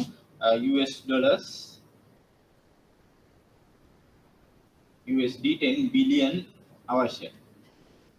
දැන් ඔය දැන් කොළඹ අවට යනවා ඒ වගේ ව්‍යාපෘති නැත්නම් හයිවේ එක වගේ ඒවත් ගන්න පුළුවන්. ලොකු කිලෝමීටර් 100 200 වගේ දිග හයිවේස් වල ඒවත් එහෙමයි. මේ වගේ ව්‍යාපෘතියක අවදානම ඉතාම වැඩි. ඒ වගේම තනි බැංකුවකට මූල්‍ය ආයතනයේට ඒ තරම් අරමුදලක් සපයා දෙන්න ඒකේ කැපැසිටි නැහැ. ඒගොල්ලන්ගේ අමාරුයි. ඒගොල්ලන්ගේ වත්කම් ප්‍රාග්ධන මූලාශ්‍ර අඩුයි. ඒ වගේ වෙලාවක මේ කියන අනුග්‍රාහකයා මේක කරන ස්පොන්සර් කියලා කියනවා. මේක කරන අනුග්‍රාහකයා කරන්නේ මොකද්ද? කොටස් වලින් හෝ ණය වලින් හරි එයා එක එක මේකට අවශ්‍ය කරන අරමුදල් වලට මාර්ග වලට ප්‍රවේශ වෙනවා. අපි කියමු දැන් බැංක් ඔෆ් සිලෝන් හරි හරි ලංකාවේ හොඳ ප්‍රමුඛ බැංකුවක් අපි B කියලා හඳුන්වමු. අන්න ඒ බැංකුව සම්බන්ධ වෙලා නැත්නම් ආයෝජන බැංකුවක් සම්බන්ධ වෙලා මේ වගේ බැංකු තුනකින් ගන්නවා. සමහරට මේක ෆොරින් බැංක් එකක් වෙන්න පුළුවන්. පිටරට මේ ඒෂියන් සවුත් ඒෂියන් මොකක් හරි බැංකුවක් වෙන්න පුළුවන්. හොංකොං බැංකුවක්, මැලේසියන් කොහරි සවුත් ඊස්ට් ඒෂියන් බැංක් එකක් වෙන්න පුළුවන්. අනිත් ඒවා ලෝකල් බැංකු දෙකක්. අපි නිකමට කියමු මෙතන 4යි, මෙතන 3යි, මෙතන 3යි. ඒ වගේ මේක ආයෝජන බැංකුවක් නැත්නම් ලංකාවේ ලෝකල් බැංක් එකක් වෙන්න පුළුවන්. ඒක හරහා මේක යෙදෙනවා. එතන මේක ආයෝජන බැංකුව සම්බන්ධ වෙන්නේ මේ මූලාශ්‍රයක් හැටියට නෙමෙයි. එයා හරහා තමයි මේක මූල්‍යණය කරන්නේ. හැබැයි මේ මතක තියාගන්න මේ වගේ ස්ට්‍රක්චර් එකක මේ වගේ ව්‍යුහයක මේගොල්ලන්ගේ ටර්ම්ස් වෙනස් එකිනෙකට. මේක සමහර විට ලංකාවේ බැංකුව අවුරුදු 30කට ඒගොල්ලන්ගේ ලෝන් එක දීලා තියෙනවා. මේක සමහරට අඩු පොලියට හැබැයි අවුරුදු 15කට මෙයා දීලා. එහෙම වෙන්න පුළුවන්. අවුරුදු 30ට හැබැයි එයා ටිකක් වැඩි පොලිය හැබැයි එයාට හොඳ කාලයක් තියෙනවා. අවුරුදු 30ක්. මේකේ පේ බෑක් එක එතකොට ඒක අමාරු නැහැ. මොකද මේක දීර්ඝකාලීන ව්‍යාපෘතියක්. ඒකින්ද ඒ වගේ ටර්ම්ස් වලට ඇග්‍රී වෙන්න පුළුවන්. පිටරට බැංකුව සමහරට මේකේ ෂෙයා එකක් ඉල්ලන්න පුළුවන්. මේගොල්ලන්ගෙන් 5%ක ඉක්විටි වලට ඇග්‍රී වෙන්න පුළුවන්. එයා කැමැත්ත දක්වන්න පුළුවන්. ඊට 5%ක මේකේ කොටස් වලට ලබා දෙන්න ප්‍රයිවට් ඉක්විටි හැටියට අපි කතා කරා. ඒ විදිහට මේ වෙන්න ප්ලස් පොඩි ලෝ රේට් එකකට ඒගොල්ලෝ සපයනවා. අපි කියමු 1 බිලියන් වල ඉක්විටි. අනිත් 2 බිලියන් ලෝන්. ඒ වගේ මම මෙතනින් කියන්න හැදුවේ විවිධ ටර්ම්ස් වල. ඒ කියන්නේ එක එක කන්ඩිෂන්ස් වලට මේගොල්ලන් සප්ලයි කරන්න පුළුවන්. හැබැයි මේ ඔක්කොම එන්න ඕනේ මේ ආයෝජන බැංකුව හරහා ඒක ප්‍රවුඩ් කරලා මේ ආයෝජනයට එන්න ඕනේ. ඒ වගේම තමයි ඒ සම්පූර්ණ මේ ආයතන තුනේ මේ බැංකු තුනේ ඒ අරමුදල් ප්‍රවාහ ඒ කාලමනාකරන කටයුතු සංවිධාන කටයුතු ඔක්කොම වෙන්නේ ආයෝජන බැංකුව හරහා.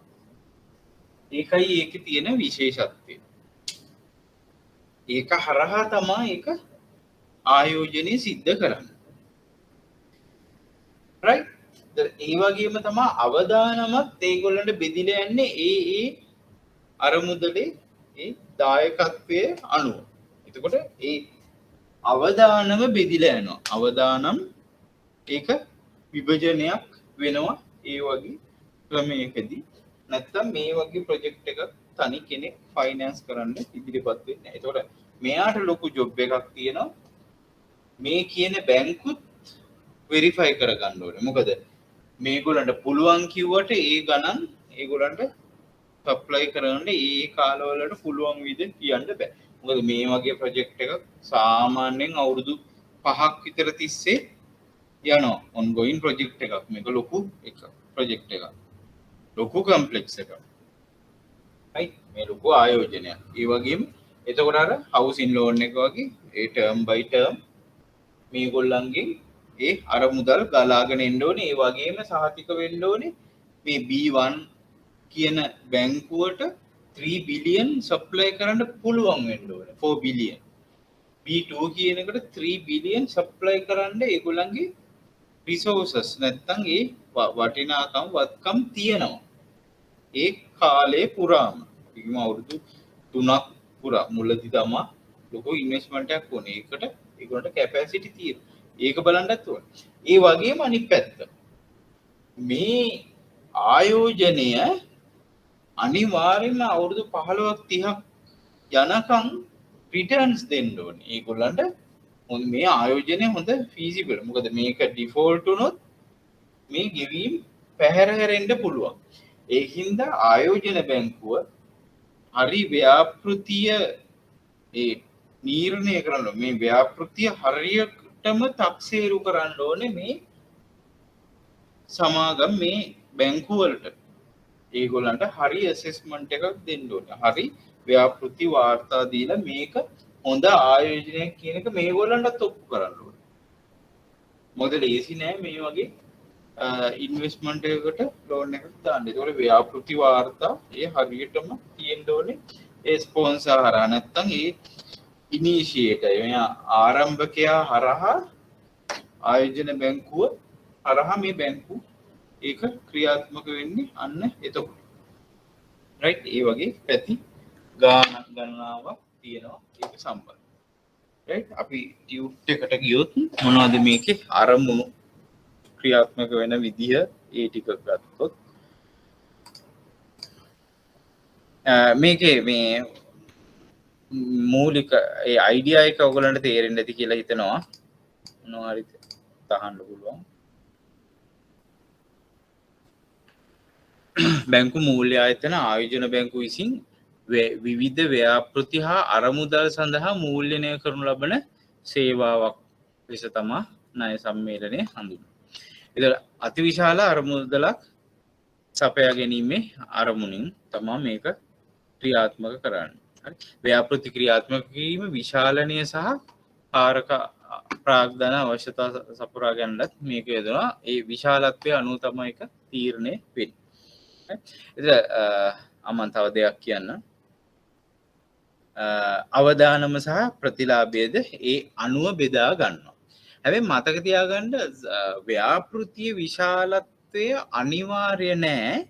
දැන් අපි කියමු බිලියන් එකක් බිලියනයේ ගන්න ඕනේ එක බැංකුවක් එක දෙන්නත් කැමති. හැබැයි මෙයා ලෝන් සින්ඩිකේෂන් එකට යනවා ඒ අවශ්‍ය කෙනා. ඇයි ඒ හැම බැංකුවකම තියෙන වාසි සහ අවාසි තියෙනවා.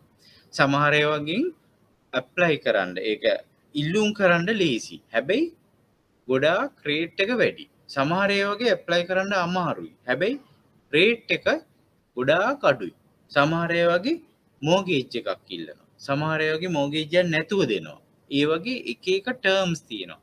ඒ ඔක්කොම වාසි ගන්න ඒගොල්ලන් එක බෙදලා ගන්නවා. මිලියන 200 300 ඒවත් ගොඩක් වෙලාවට ඕක සින්ඩිකේට් කරනවා අන්න ඒ හේතුව හින්දා. ඒතකොට මේ අනික් විශේෂත්වයන් කියන එකේ ඕගොල්ලන්ට ඒක ලියා ගන්න පුළුවන්. ඒකේ ඕගොල්ලන්ගේ භාෂා මේකකින් ලියා ගන්න පුළුවන්. ඒ මූල්‍ය ආයතනවල විශේෂිත වූ පහසුකම් ලබා ගැනීම. ඒක විශේෂත්වය නෙමෙයි අරමුණු වලත් ලියන්න පුළුවන් ඕගොල්ලන්ට. ඒ අරමුණු වල ලියන්න මම විශේෂත්වයන් උනත් ඒ විශේෂත්වයන් කියන්නේත් අරමුණුම තමයි. අරමුණු වල විවිධ මූල්‍ය ආයතනවල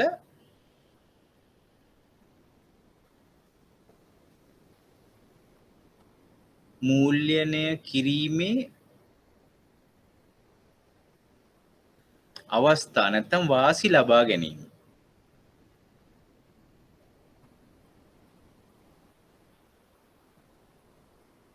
දෙවෙනි මූලිකම අවශ්‍යතාවය තමයි අවදානම් කළමනාකරණය.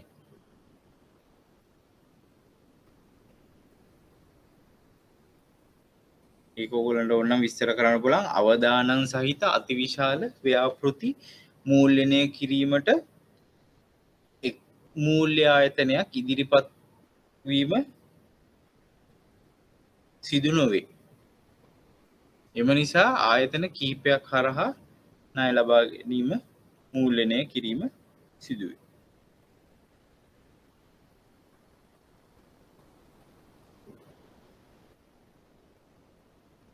රිස්ක් ඩිස්ට්‍රිබියුෂන් නැත්නම් අවදානම බෙදා හැරීම නැත්නම් අවදානම කළමනාකරණය.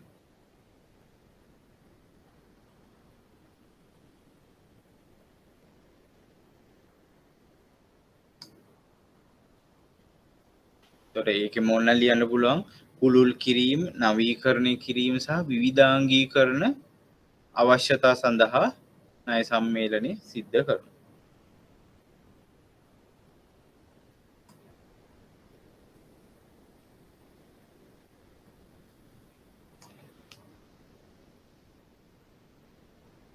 රයිට්, මොනවද එතකොට පියවරයන් කියන එක? මේක ඔයගොල්ලන් නිකන් කියව ගන්න එකේ ලොකු කොටසක් නෑ එතන. ව්‍යාපෘතිය නිර්ණය කියන එක. කියන්නේ ව්‍යාපෘතිය මොකක්ද කියන එක අපි ඉනිෂিয়েට් කරන්න ඕනේ. ඒක නැත්නම් හඳුන්වා දීමක් කරන්න ඕනේ මූලිකව. මොකක්ද මේ ව්‍යාපෘතිය? මේකේ රිටර්න්ස් කොහොමද හැදෙන්නේ? ඒ දේවල් බ්‍රීෆ්ලි කියන්නේ කෙටියෙන් ඒගොල්ලන් තීරණය කරන්න ඕනේ. දෙවෙනි එක ව්‍යාපෘතියේ පිරිවැය කොහොමද තීරණය කරන්න කියලා. එතකොට මේක හරිම ක්‍රිටිකල්. මොකද මේක එක් ආයතනයකින් නෙමෙයි අරමුදල් සපයා ගන්නේ. එතකොට ආයතන කීපයකින්. එතකොට ඇස්තමේන්තුගත පිරිවැය වැඩි වුණොත් අඩු වුණොත් ලොකු ප්‍රශ්න වලට මුහුණ දෙන්න වෙනවා. එතකොට මේකට අනිත් එක ඔය නීතිමය කාර්යයන් අනුමත කර ගැනීම, අමුද්‍රව්‍ය ඒවා පිටරටින් ගෙන්නන්න වෙන්න පුළුවන්. එතකොට විනිමය අනුපාත වෙනස් වීම මේ දේවල් ගොඩාක් ඒවා බලන්න වෙනවා. පිරිවැය සලකා බලන්න වෙනවා පිරිවැය නිර්ණය කිරීමේ. right? පිරිවැය දත්ත සැසඳීම. ඒ කියන්නේ ඒ හා සමාන ව්‍යාපෘතියක් එක්ක ඒ පිරිවැය දත්ත සසඳන්න වෙනවා. ඊළඟට තමයි අරමුදල් මූලාශ්‍ර හඳුනාගන්න. දැන් මේ වගේ එකට ගොඩාක් මූල්‍ය ආයතන මේ හරි ඉක්මනට ඉදිරිපත් වෙලා ඒ දේවල් මේ කරන්නේ නැහැ. හරින ආයෝජන බැංකුව ඉදිරිපත් වෙලා ගොඩාක් ප්‍රසන්ටේෂන් කරන්න ඕනේ. කියන්නේ ගොඩාක් ඉදිරිපත් වීම තියෙන්න ඕනේ.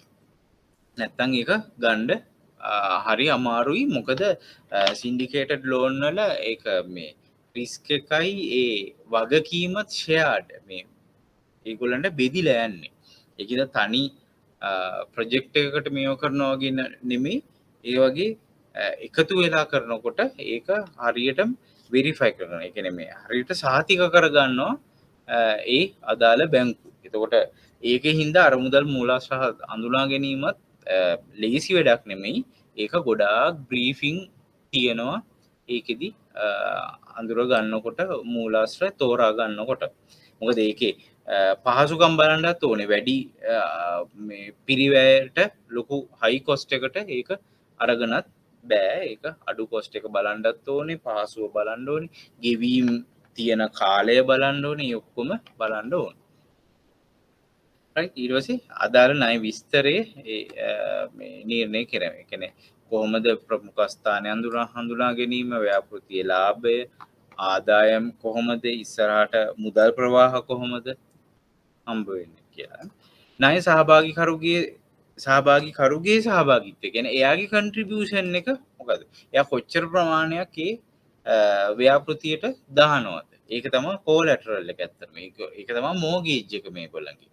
දැන් බිලියන 10යි නම් අවශ්‍ය ණය අවශ්‍යතාවයේ ව්‍යාපෘතිය බිලියන 15ක විතර ව්‍යාපෘතියක් වෙනකොට ඒතර බිලියන 5ක් ඒ අදාළ ආයෝජකයා දානවා. ඉතුරු බිලියන 10 තමයි අනිත් මූල්‍ය ආයතන කරන්නේ. අපි ලීස් එකක්, හවුස් මෝගේජ් එකක් ගන්නවා වගේ සම්පූර්ණ වටිනාකමින් කොටසක් ඒ අදාළ පුද්ගලයා දානවා.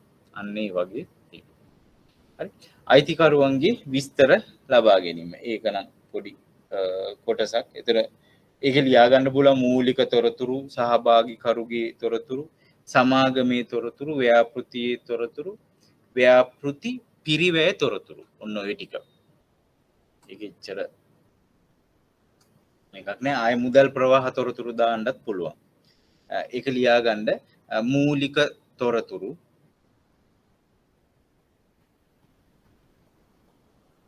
කියන්නේ මේන් ඩීටේල්ස් ටික. සහභාගීකරුගේ තොරතුරු. ඒ කියන්නේ ස්පොන්සර් මේක කරන එක්කෙනා, ඉනිෂিয়েට් කරන එක්කෙනා. ඉස්සලාම ඉදිරිපත් වෙන කෙනා. ඊටසේ ව්‍යාපෘතියේ තොරතුරු. ව්‍යාපෘතියේ ඩීටේල්ස්. ඊළඟට ව්‍යාපෘති පිරිවැය තොරතුරු. ප්‍රොජෙක්ට් කොස්ට් එක ගැන.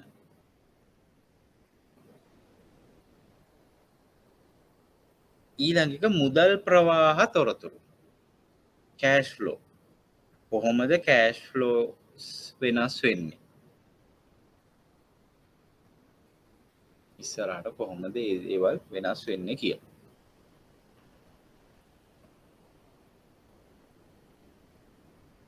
රයිට්. ඔය ටික තමා අපිට ලෝන් සින්ඩිකේෂන් කියන කෙටි පාඩමේ මේව කරන්නේ. ඕගලන්ට ඕක Google කරලා ඩිෆිනිෂන් ඒකේ විවිධ සෙටප් ඒ වගේ බලා ගන්න පුළුවන්. හැබැයි මතක තියාගන්න සිලබස් එකේ බොහොම කෙටි මාතෘකාවක් පොඩි වේටේජ් එකක් තමා ඒකට දීලා තියෙන්නේ. මේ වෙනකන් අපි දන්නේ ඉතින් ඉස්සරහට චේන්ජස් වෙන ඒවා කොහොම මේ වෙනවද කියලා. ඊට පස්සේ මේ අපි පොඩි මේවා දෙකක් කේස් ස්ටඩි දෙකක් කතා කරමු. දැන් මේක කාට කාටද නැත්තේ මේ ටියුට් එක?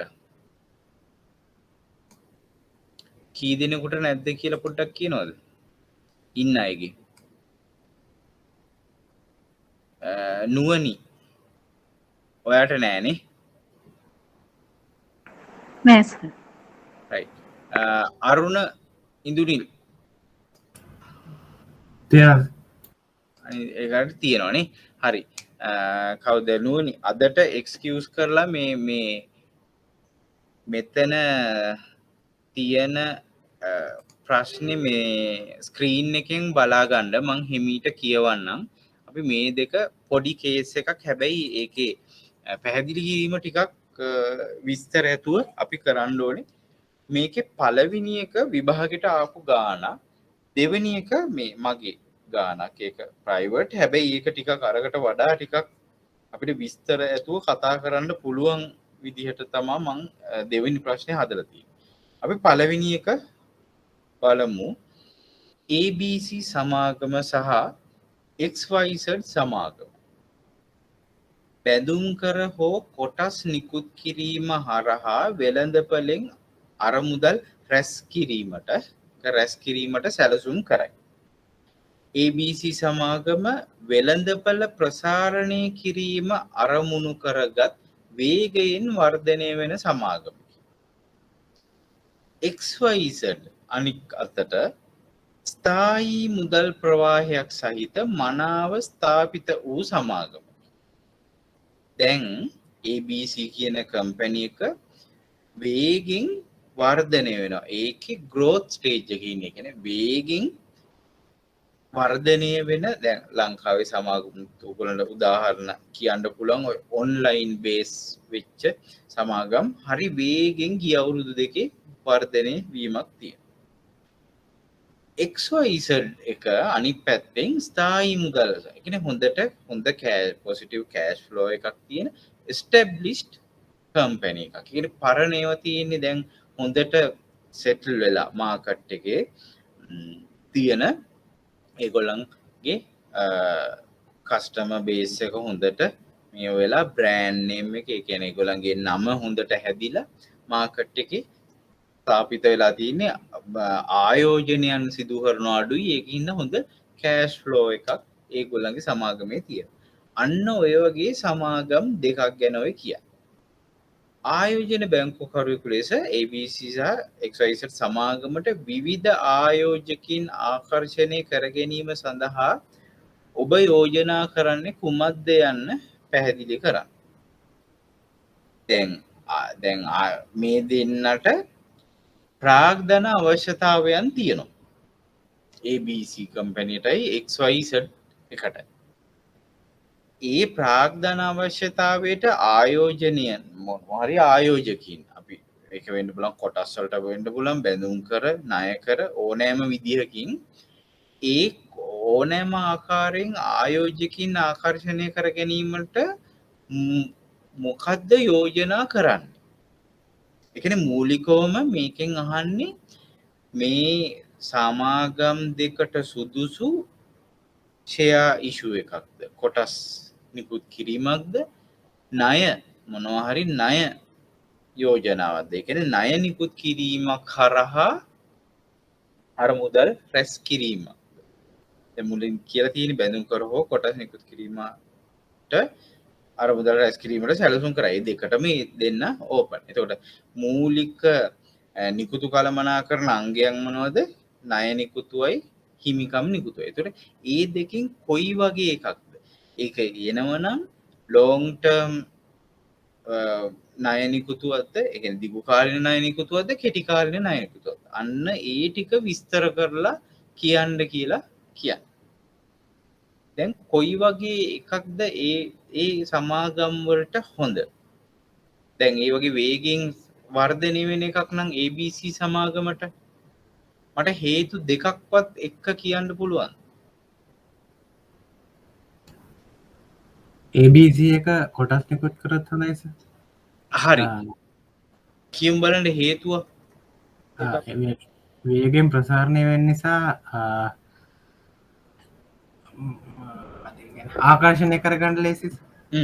ඒ කියන්නේ ඔය කියන්නේ බ්‍රෑන්ඩ් නේම් එකනේ. වර්ධනයක් තියනවා කියන්නේ හොඳට වෙළඳපොලේ නමක් හදාගෙන එන සමාගමක්. හරි. ඒතර දැන් මට කියන්නේ ABC සමාගමේ අනිත් අයත් මේකට කන්ට්‍රිබියුට් කරන්න මොනවා හරි දෙයක් කියන්න වෙළඳපොලේ ගොඩක් ප්‍රසාරණය වෙනවා කිව්වහම ඒගොල්ලන්ගේ මුදල් තත්ත්වය කොහොම තියෙයිද? දැන් මේගොල්ලෝ වේගෙන් ලොකු ඉන්වෙස්ට්මන්ට්ස් වලට කියලා ටටටක් ගාලා වේගින් වර්ධනය වෙන කොටසේ ඉන්නේ. ඒගොල්ලන්ගේ ලයිෆ් සයිකල් එකේ. ඔන්ලයින් මේක කියලා හිතන්නකො ඔන්ලයින් වෙන්චර් එක මොනවා හරි සමාගමක්.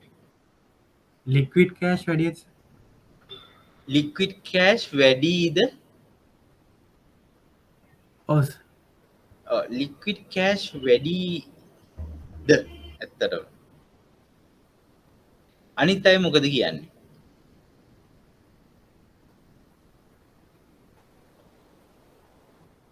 ලික්විඩ් කෑෂ් ඒගොල්ලන් ගාව අතේ නෑ. මොකද ආයෝජනයේට යෙදවිලා ඉවරයි.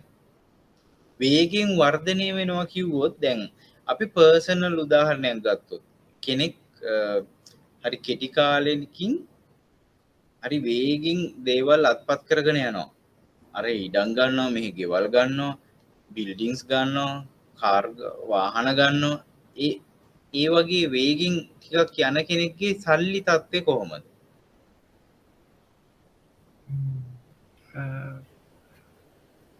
ගොඩක්ම ඉතින් ණය සහ ඒ රෝල් වෙවි තමයි යන්නේ. රෝලින් රිවෝල්ව් වෙනවා නේ. ඒගොල්ලන්ගේ අතේ සල්ලි එනවා යනවා තමා.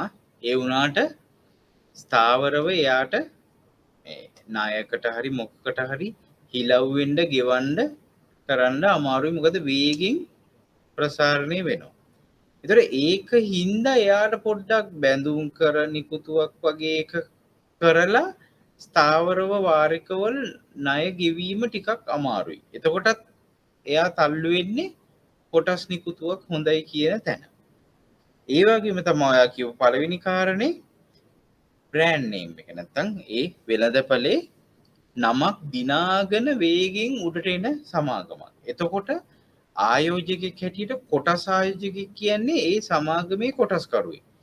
ඒ වගේ කෙනෙක් අර ණයකරුවෙක් වගේ කාලෙකදී ඉවත් වෙලා යන්නේ නැහැ. එයා කොටස්කරුවෙක්. ඒ වගේ කෙනෙකුට ඒක හරි හොඳ පොයින්ට් එකක් වෙනවා වේගෙන් වෙළඳපොළ ප්‍රසාරණය වෙනවා කිව්වම. දැන් කොටස් නිකුතුවකට මාකට් එකට දැම්මත් ආයෝජකයෝ බලන්නේ මොකද්ද? මේක කොච්චර වේගෙන් වෙළඳපොලේ මන්ට ප්‍රසාරණය වෙනවද? නැත්නම් මාකට් ෂෙයා එකක් ඇක්වයර් කරගෙන මේ පොඩි කම්පැනි වුණාට වේගෙන් වර්ධනය වෙනවා. ඒතකොට කොටස් හිමියෝ හැටියට ඒගොල්ලන් ආයෝජනය කරන්න කැමැත්ත වැඩි. ඒතකොට මේ දෙකම අපිට හේතු විදිහට දෙන්න පුළුවන්. දැන් මෙතන ඉන්ට්‍රස්ට් රේට් ගැන සඳහනක් නැහැ. ඉන්ට්‍රස්ට් රේට් තිබ්බනම් ඒකත් අපිට ඒකට හේතුවක් විදිහට මේව කරන්න පුළුවන්. ඒතර අනිත් පැත්තට දැන් මේ කාරණා ටික තේරුණා නේද අනිත් අයටත්?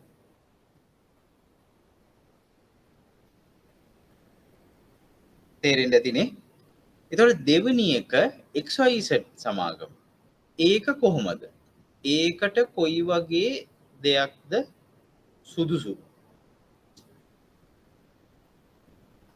ස්ථායි මුදල් ප්‍රවාහයක් සහිත ස්ථාපිත වූ සමාගම. මේ දෙකටම යොදන්න පුළුවන්. දෙකටම හේතු තියෙනවා. ඒක මෙහෙමයි කියලා ක්ලියර් කට් දෙපැත්තට වෙන් කරන්න බෑ. දෙකටම හේතු තියෙනවා. හැබැයි මේකේ දත්ත අඩුයි. ගොඩාක් තර්ක කරන්න. හැබැයි assumptions ගන්න පුළුවන්.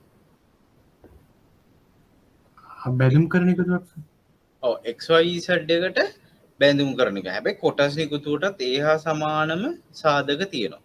මොකද ස්ථාපිත වෙච්ච සමාගමක්. ඒකින්ද කොටස් නිකුතුවක් කිසිම මේකක් නැතුව කරන්න බෑ. හැබැයි ස්ථායී මුදල් ප්‍රවාහයක් තියෙනවා කිව්වහම බොහෝ දුරට ඒගොල්ලන්ට සාමාන්‍ය මැදකාලීන බැඳුම් කරයක්. ඒ වගේ තව ටිකක් ඇඩ් කරලා කියන්න පුළුවන්. දිගුකාලීන හෝ මැදකාලීනව බැඳුම් කරයකට ඒගොල්ලන්ට යොමු වෙන්න පුළුවන්. බැඳුම් කරයටත් වැදගත් වෙනවා හොඳින් ස්ථාපිත වූ සමාගමක් කියන එක. මොකද ඒකත් රේටිං වලටත් බලපානවනේ. බැඳුම් කරයක් ශ්‍රේණිගත කිරීමක් වෙනවා. රේටිං එකක් වෙනවා. එතකොට හොඳට ස්ථාපිත වෙච්ච මුදල් ප්‍රවාහයක් තියෙන සමාගමක් නම් හොඳ රේටිං එකක් ගන්න පුළුවන්.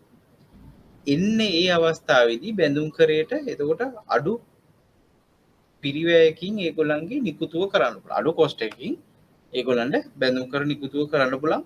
හයි රේටඩ් කම්පැනි එකක් නම් හොඳ මුදල් ප්‍රවාහයක් තියෙනවා නම්. අනිත් එක හොඳ මුදල් ප්‍රවාහයක් කියන්නේ ඒගොල්ලන්ට ඉන්ට්‍රස්ට් එක ගෙවන්නත් හොඳ කෑෂ් ෆ්ලෝ එකක් තියෙනවා. දැන් ඕගොල්ලන්ට හොඳ කෑෂ් ෆ්ලෝ එකක් තිබ්බොත් තමයි බැංකුවකින් අප්‍රූව් කරන්නේ ණයක් දෙන්න. අන්න ඒ වගේම තත්ත්වයක් තමයි බැඳුම් කරයක් සමාගමක් සම්බන්ධයෙන් ගත්තා. ඒගොල්ලන්ට හොඳ මුදල් ප්‍රවාහයක් ඕනේ. ඒක ගෙවාගෙන යන්න. නැත්තම් කොටස් නිකුතුවකට යන්න හොඳ නමක් තියෙන හොඳ growth එකක් තියෙන සමාගමක් වෙන්න ඕනේ. ඔන්න ඔය කොටස ඕගොල්ලන් විස්තර කරලා කියන්න ඕනේ. ඊට වඩා අපිට assumption කරන්න බෑ. මොකද මේකේ දීලා නැහැ අපිට මේ කොච්චර ඉන්ට්‍රස්ට් රේට් එකක්ද මාකට් එකේ තියෙන්නේ. දැන් ඉන්ට්‍රස්ට් රේට් එක වැඩි නම් අපි ඒක ඩිස්කරේජ් කරනවා. බැඳුම් කරයකට යන්න එපා. ඉන්ට්‍රස්ට් රේට් එක වැඩි යනවා නම් ෆ්ලෝටිං රේට් යන. ඒ කියන්නේ බැරිම අවස්ථාවක නම් ෆ්ලෝටිං රේට් යන්න ඉන්ට්‍රස්ට් රේට් එක වැඩි අවස්ථාවක. ඉන්ට්‍රස්ට් රේට් එක අඩු ලෝවස්ට් ලෙවල් වල තියෙනවා නම් පුළුවන් තරම් ණය උපකරණයකට යන්න කියලා කියන්න පුළුවන්. කොටස් නිකුත් කිරීමට වඩා. තවත් කියන්න පුළුවන් කොටස් නිකුත් කිරීමක් නම් ඒකේ ක්‍රියාවලිය හරි කම්ප්ලෙක්ස්. ඒ කියන්නේ ක්‍රියාවලිය හරි ප්‍රොසෙස් එක වැඩි. ඇත්තටම මේ ඇප්ලිකේෂන් එක ගොඩාක් අමාරුයි. හැබැයි ණය හරි බැඳුම් කර නිකුතුවක් වගේ කොටස් නිකුතුවකට සාපේක්ෂව පහසුයි. හරි ඒකත් අපිට කියන්න පුළුවන්. මේ දෙකේ වෙනස්කම් වලින් ගන්න පුළුවන් ඕගලන්ට තව උත්තරේ. රයිට්. දෙවනි එක කොහොමද? අර ටියුට් එක නැති කවුරු හරි ඉන්නවා නම් පොඩ්ඩක් මේ ඔය එක ස්ක්‍රීන් ෂොට් එකක් ගහලා හරි මේව කරන්න පුළුවන්. මේක තමයි ප්‍රශ්න දෙක. තුන්වෙනි ප්‍රශ්නේ පොඩ්ඩක් අපි පස්සට බලමු. දෙවෙනි එක කොහොමද? වේගවත් වර්ධනය සහිත සමාගම, ඍණ මුදල් ප්‍රවාහයක් සහිත සමාගම හා දැනට පාඩු ලබනමුත් අනාගත දෙවසර තුර ලාභ වර්ධනයක් අපේක්ෂාවක් දෙවසර තුල ලාභ වර්ධන අපේක්ෂාවන් ඇති සමාගම යන සමාගම් තුන සලකා බැලීමේදී කුමන ආකාරයේ ප්‍රාග්ධන සම්පාදන මාර්ගයක් සුදුසුයිද කියලා. රයිට්. ඒකත් අරකටම පොඩි ඇඩිෂන් එකක්. වේගවත් වර්ධනයක් තියෙනවා නම් අර අපි කියපු සාධකම ඒ විදිහටම ඇප්ලයි කරන්න පුළුවන්. ඍණ මුදල් ප්‍රවාහයක් සහිත සමාගමක් නම් ඍණ මුදල් ප්‍රවාහයක් කියන එක ගොඩාක් පැති වලින් අපිට හිතන්න පුළුවන්. හරි. ඍණ මුදල් ප්‍රවාහයක් කියන එක ආකාර දෙකකට අපිට හිතන්න පුළුවන්. එකක් තමයි ඒ බිස්නස් එක ලොස්. ඒ කියන්නේ ඒ සමාගම සම්පූර්ණ වශයෙන් ලොස් මේකින්. ඒගොල්ලන්ට නෙගටිව් කෑෂ් ෆ්ලෝ එකක් තියෙන. ඒගොල්ලන්ට බිස්නස් නෑ. ඕවර්හෙඩ් වැඩි. ඒ කියන්නේ මේ වෙළඳාමක් වෙන්නේ නැහැ ඒක පවත්වාගෙන යන්න. එතකොට net cash flows නැත්තම් මුදල් ප්‍රවාහයේ ඍණ යන්නේ. නේ එහෙම තත්ත්වයක් වෙන්න පුළුවන්. දෙවනි සිනාරියෝ එක තමයි දැනට ඒගොල්ලන් ලොකු ණයක් අරන් තියෙනවා. ඒ ලොකු ණය ඒගොල්ලන් හරි වෙලාවට ගෙවනවා. ඒ ගෙවන හින්දා මේගොල්ලන්ගේ හැමදාම නෙගටිව් කෑෂ් ෆ්ලෝ එකක් තියෙනවා. දැන් ඕගොල්ලන්ට සැලරි එකක් හම්බ වෙනවා. ඕගොල්ලන් මේ ණයක් අරන් තියෙනවා. ඒ ණය හින්දා ඕගොල්ලන්ගේ හැමදාම අවුට් එකක් යනවා මේ මාසයක ගෙවන්න යනකොට ඕගොල්ලන්ගේ අතිනුත් ගෙවලා තමයි ලෝන් එක පියවන්නේ. ඒ ලෝන් එක පියවන හන්ද තමයි මයිනස් කෑෂ් ෆ්ලෝ එකක් නැත්නම් නෙගටිව් කෑෂ් ෆ්ලෝ එකක් තියෙන්නේ. ඍණ මුදල් ප්‍රවාහය තියෙන්නේ. ඒක ඔන්න ඔය සිනාරියෝස් දෙක ඇතුළත ඒක වෙන්න පුළුවන්. කියන්නේ දැනටම සමාගම ලොකු ණයක් අරන් තියෙන්නේ. ඒකින්ද ඒකට වාරික ගෙවන හින්දා cost of capital එක වැඩි. එතකොට ඍණ මුදල් ප්‍රවාහයක් එන්න පුළුවන්. ඒ වගේ තත්ත්වයකදී මොකද්ද රෙකමන්ඩ් කරන උපාය මාර්ගය? කොටස් නිකුතුවක්ද ණය නිකුතුවක්ද? මේක ෆ්‍රීකවෙන්ට්ලි අහන ඒරියා එකක්. ඒකයි මම මේක ගත්තේ වෙනම ඩිස්කස් කරන්න.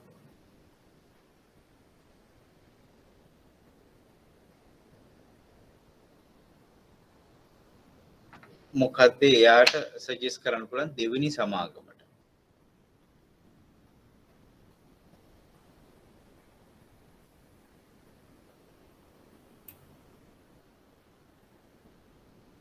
හිමිකම් නිකුතුවක්.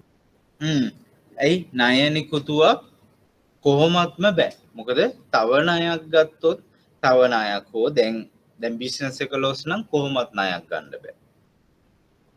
හරි පළවෙනි එක. දෙවෙනි සිනාරියෝ එක දැනට ලොකු ණයක් අරන් ඒක හින්දා නෙගටිව් කෑෂ් ෆ්ලෝ එකක් නම් තියෙන්නේ. තව ඒක උඩට ණය ගන්න බෑ. ප්‍රායෝගික ගොඩාක් ගැටලු තියෙනවා. ඍණ මුදල් ප්‍රවාහයක් තියෙද්දි තව බැඳුම් කර නිකුතුවකට යන්න කියන එක. ඒකින්ද ඍණ මුදල් ප්‍රවාහයක් කියන එක කොටස් නිකුතුවකට පොසිටිව් නෑ. ඒ කියන්නේ මේ කොටස් නිකුත් කිරීමකට හොඳ දෙයක් නෙමෙයි. ඒවට ඒගොල්ලන්ට වෙන කරන්න දෙයක් නෑ. ඒගොල්ලන්ට කොටස් නිකුත් කිරීමක් තමයි රෙකමන්ඩ් කරන්න තියෙන එකම මේව එක. එතකොට කොටස් නිකුතුවේදී අපිට මෙහෙම දෙයක් කියන්න පුළුවන්. සාමාන්‍යයෙන් ඒක කියනවා ප්‍රායෝගිකව.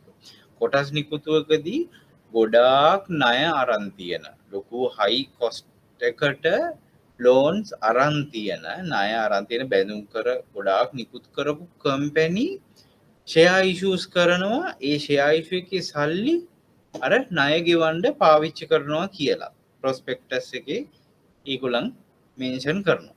ඒතර අන්න ඒක හොඳ දෙයක් ඇත්තටම. දැන් සමහර කම්පැනි තියෙනවා වාරිකයේ මිලියන 20ක් විතර ඒගොල්ලන්ට එනවා මේ ණය ගෙවන්න. ඒ ණය ගෙවන හින්දාම ඒගොල්ලන්ගේ කෑෂ් ෆ්ලෝස් නෙගටිව්. නැත්තම් ප්‍රොෆිට්ස් ගොඩාක් අඩු වෙනවා ඒ ණය හින්දා. ඒගොල්ලන් ෂෙයා ඉෂු එකකට යනවා. ෂෙයා ඉෂු එකට යන්නේ ඇයි? ඒකෙන් 50% විතර අර ගත්ත ණය ගෙවන්න දාන්නේ. මොකද ඒ කොස්ට් එක අඩු වුණොත් ඒ සමාගම සෑහෙන ප්‍රොෆිට් මේකින් කම්පැනි එකක් වෙනවා. අන්න ඒ වගේ සිටුේෂන් තියෙනවා. ඒකින්ද මේ වගේ සමාගම ඒ ඍණ මුදල් ප්‍රවාහයේ ඒක රීෆයිනෑන්ස් කියනවා නැත්නම් ප්‍රතිමූල්‍යන කරනවා කියනවා. ඒ ලෝන් එක ආපහු රීඑජස් කරනවා ඒගොල්ලන්ට වාසිදායක වෙන විදිහට. අන්න ඒ වගේ දෙයක් කරලා ඒගොල්ලන්ට පුළුවන් කොටස් නිකුතුවක් කරන්න. කොටස් නිකුතුවේ එන ආදායම යොදවන්න පුළුවන් ඒ මේ බෑඩ් ලෝන්ස් නැත්තම් අර අධික පිරිවැයට ගත්ත ණය පියවලා කම්පැනි එක ප්‍රොෆිටබල් තත්ත්වයට ගෙනෙන්න. හරි. එතකොට ගොඩක් වෙලාවට මුදල් ප්‍රවාහයක් ධන වෙනවා. ඒත් එක්කම ෆයිනෑන්ස් කොස්ට් එක සමාගමේ මූල්‍ය පිරිවැයත් අඩු වෙලා ලාභදායීත්වයත් වැඩි වෙනවා. අන්න ඒ තර්කය තේරුණාද? ඒක ගොඩක් ක්‍රිටිකල්ම පොයින්ට් එකක්.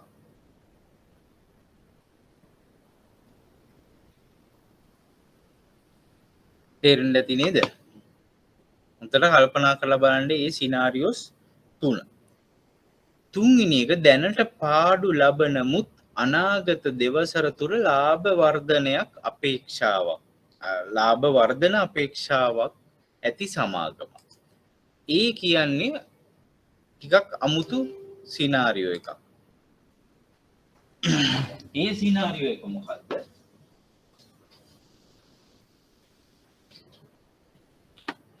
දැනට පාඩු ලබනවා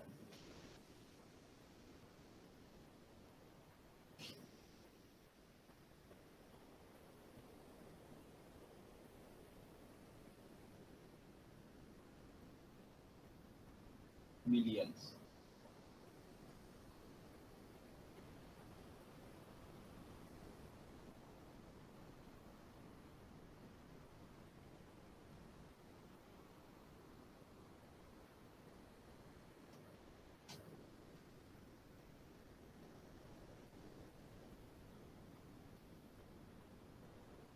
අවුරුදු.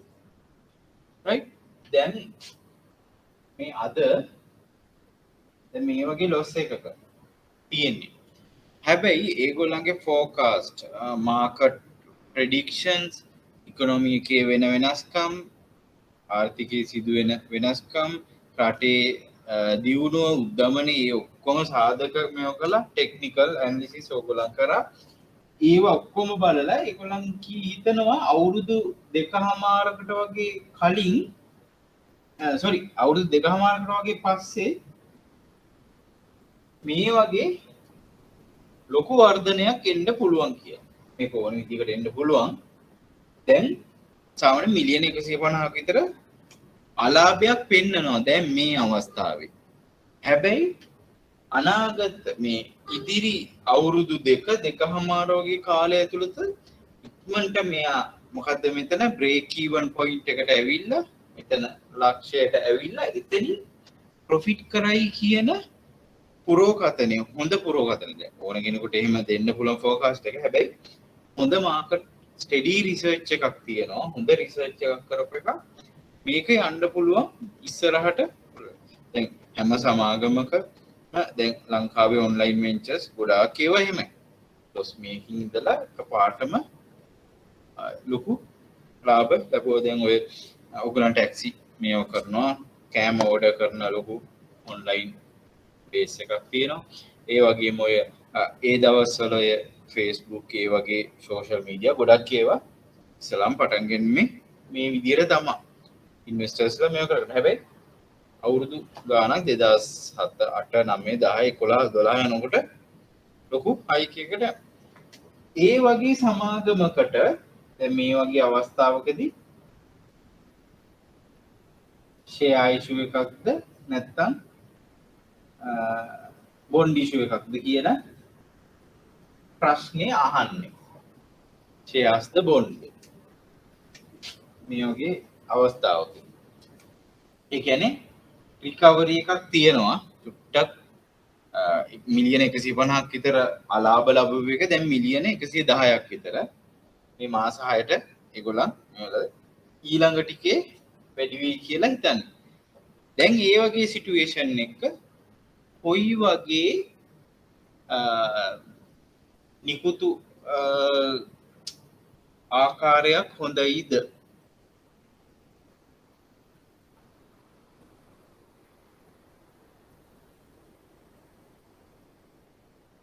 නිකන් අපි තර්ක කරන්න විතරක් නිකන් අදහසක් දෙන්න. මේකේ ඩේටා මදි. මේකේ අපි දීලා තියෙන ඩේටා මදි. හැබැයි එක සිනාරියෝ එකක් දීලා තියෙන. එක අවස්ථාවක් වෙන්නලා තියෙනවා. මෙන්න මේ වගේ සිටුේෂන් එක. මම මේක දුන්නෙම ඩිස්කස් කරන්න. මේකට හරි උත්තර වැරදි උත්තර කියලා නැහැ. මේක ඩිස්කෂන් එක. ඔයගොල්ලන්ගේ තර්කයේ උඩ තමයි ඒක තීරණය වෙන්නේ.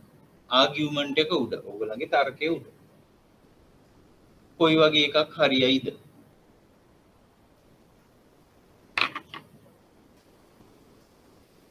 හරි යන එකට සපෝට් වෙන සාධකයක් දෙන්න. මේක හරි ක්‍රිටිකල් මේ ඒරියා එක.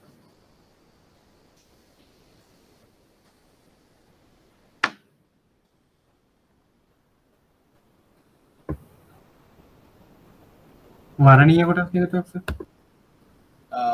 නෑ අපි බ්‍රෝඩ් ගම් කොටස් නිකුතුවත්ද ණය නිකුතුවත්ද ණය නිකුතුවත්ද නම් දිගු කාලීනද කෙටි කාලීනද කොටස් නම් කොටස්ද ණයද කියන එක කොටස් හේතුවක් කිව්වොත් ණයක් ගත්තොත් ලොකු පොලියක් ගෙවන්න වෙනවා මේ වෙලාවේ ලොස් මේකින් නිසා. හරි තව එකක්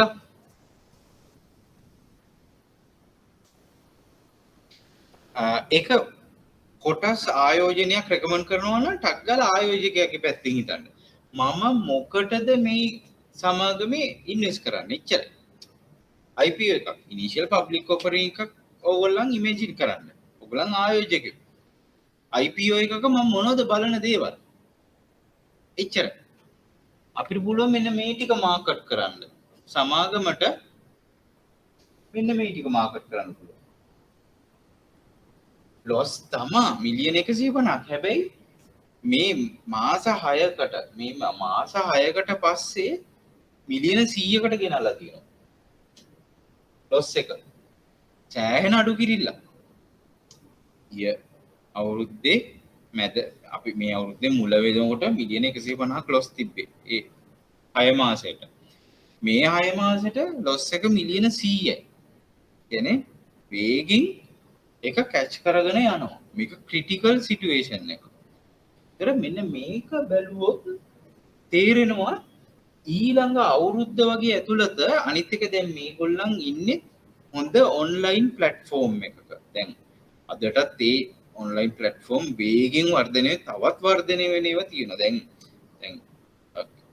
මං Uber කියන වචන බොහොම නිකන් බ්‍රෑන්ඩ් වෙලා හොඳටම බ්‍රෑන්ඩ් වෙලා.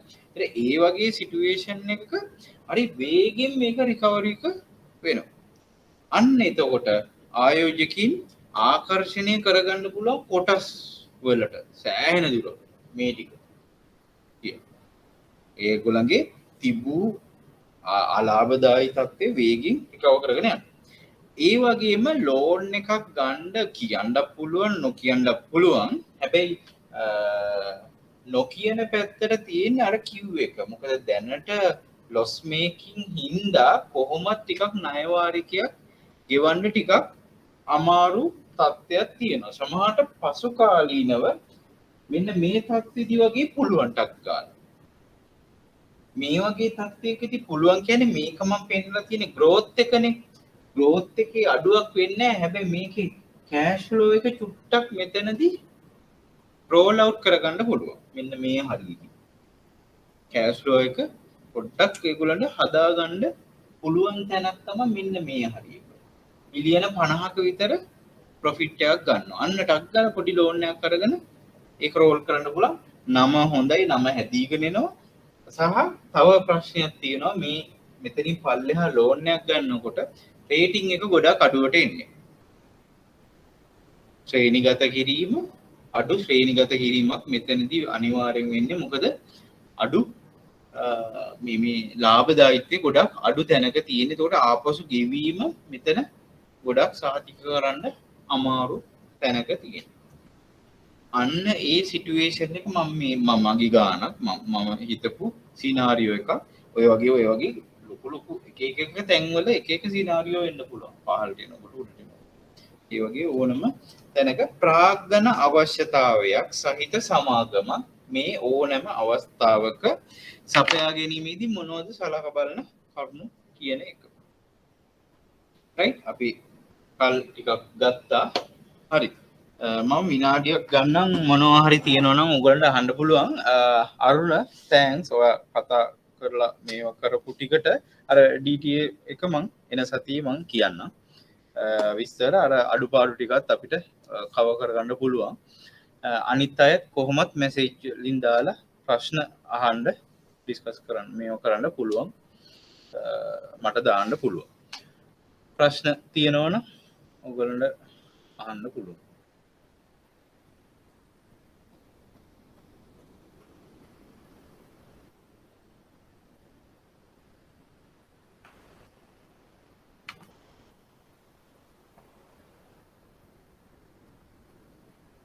එහෙනම් අද සෙෂන් එක අපි යම් ඔෆ්ලයින් යනවා. එන සතියෙත් එන්න mergers and acquisition ඊළඟ පාඩම. දැන් මෙතනින් තව ප්‍රශ්නයක් දෙකක් ඩිස්කස් වෙලා ටක් ගාලා අපි mergers and acquisition ලොකු සෙෂන් දෙකකින් දෙකමාරකින් විතර අපි ඉවර කරගන්න බලමු. ඊට පස්සේ කෙටි මාතෘකා දෙක තුනක් තියෙනවා. අපි ඒකෙන් ඉවර කරගන්න පුළුවන් කොහොම ටික. අනිවාර්යයෙන්ම කනෙක්ට් වෙන්න. මොකද mergers and acquisition ලොකු පාඩමක්. right? Hari. Thanks.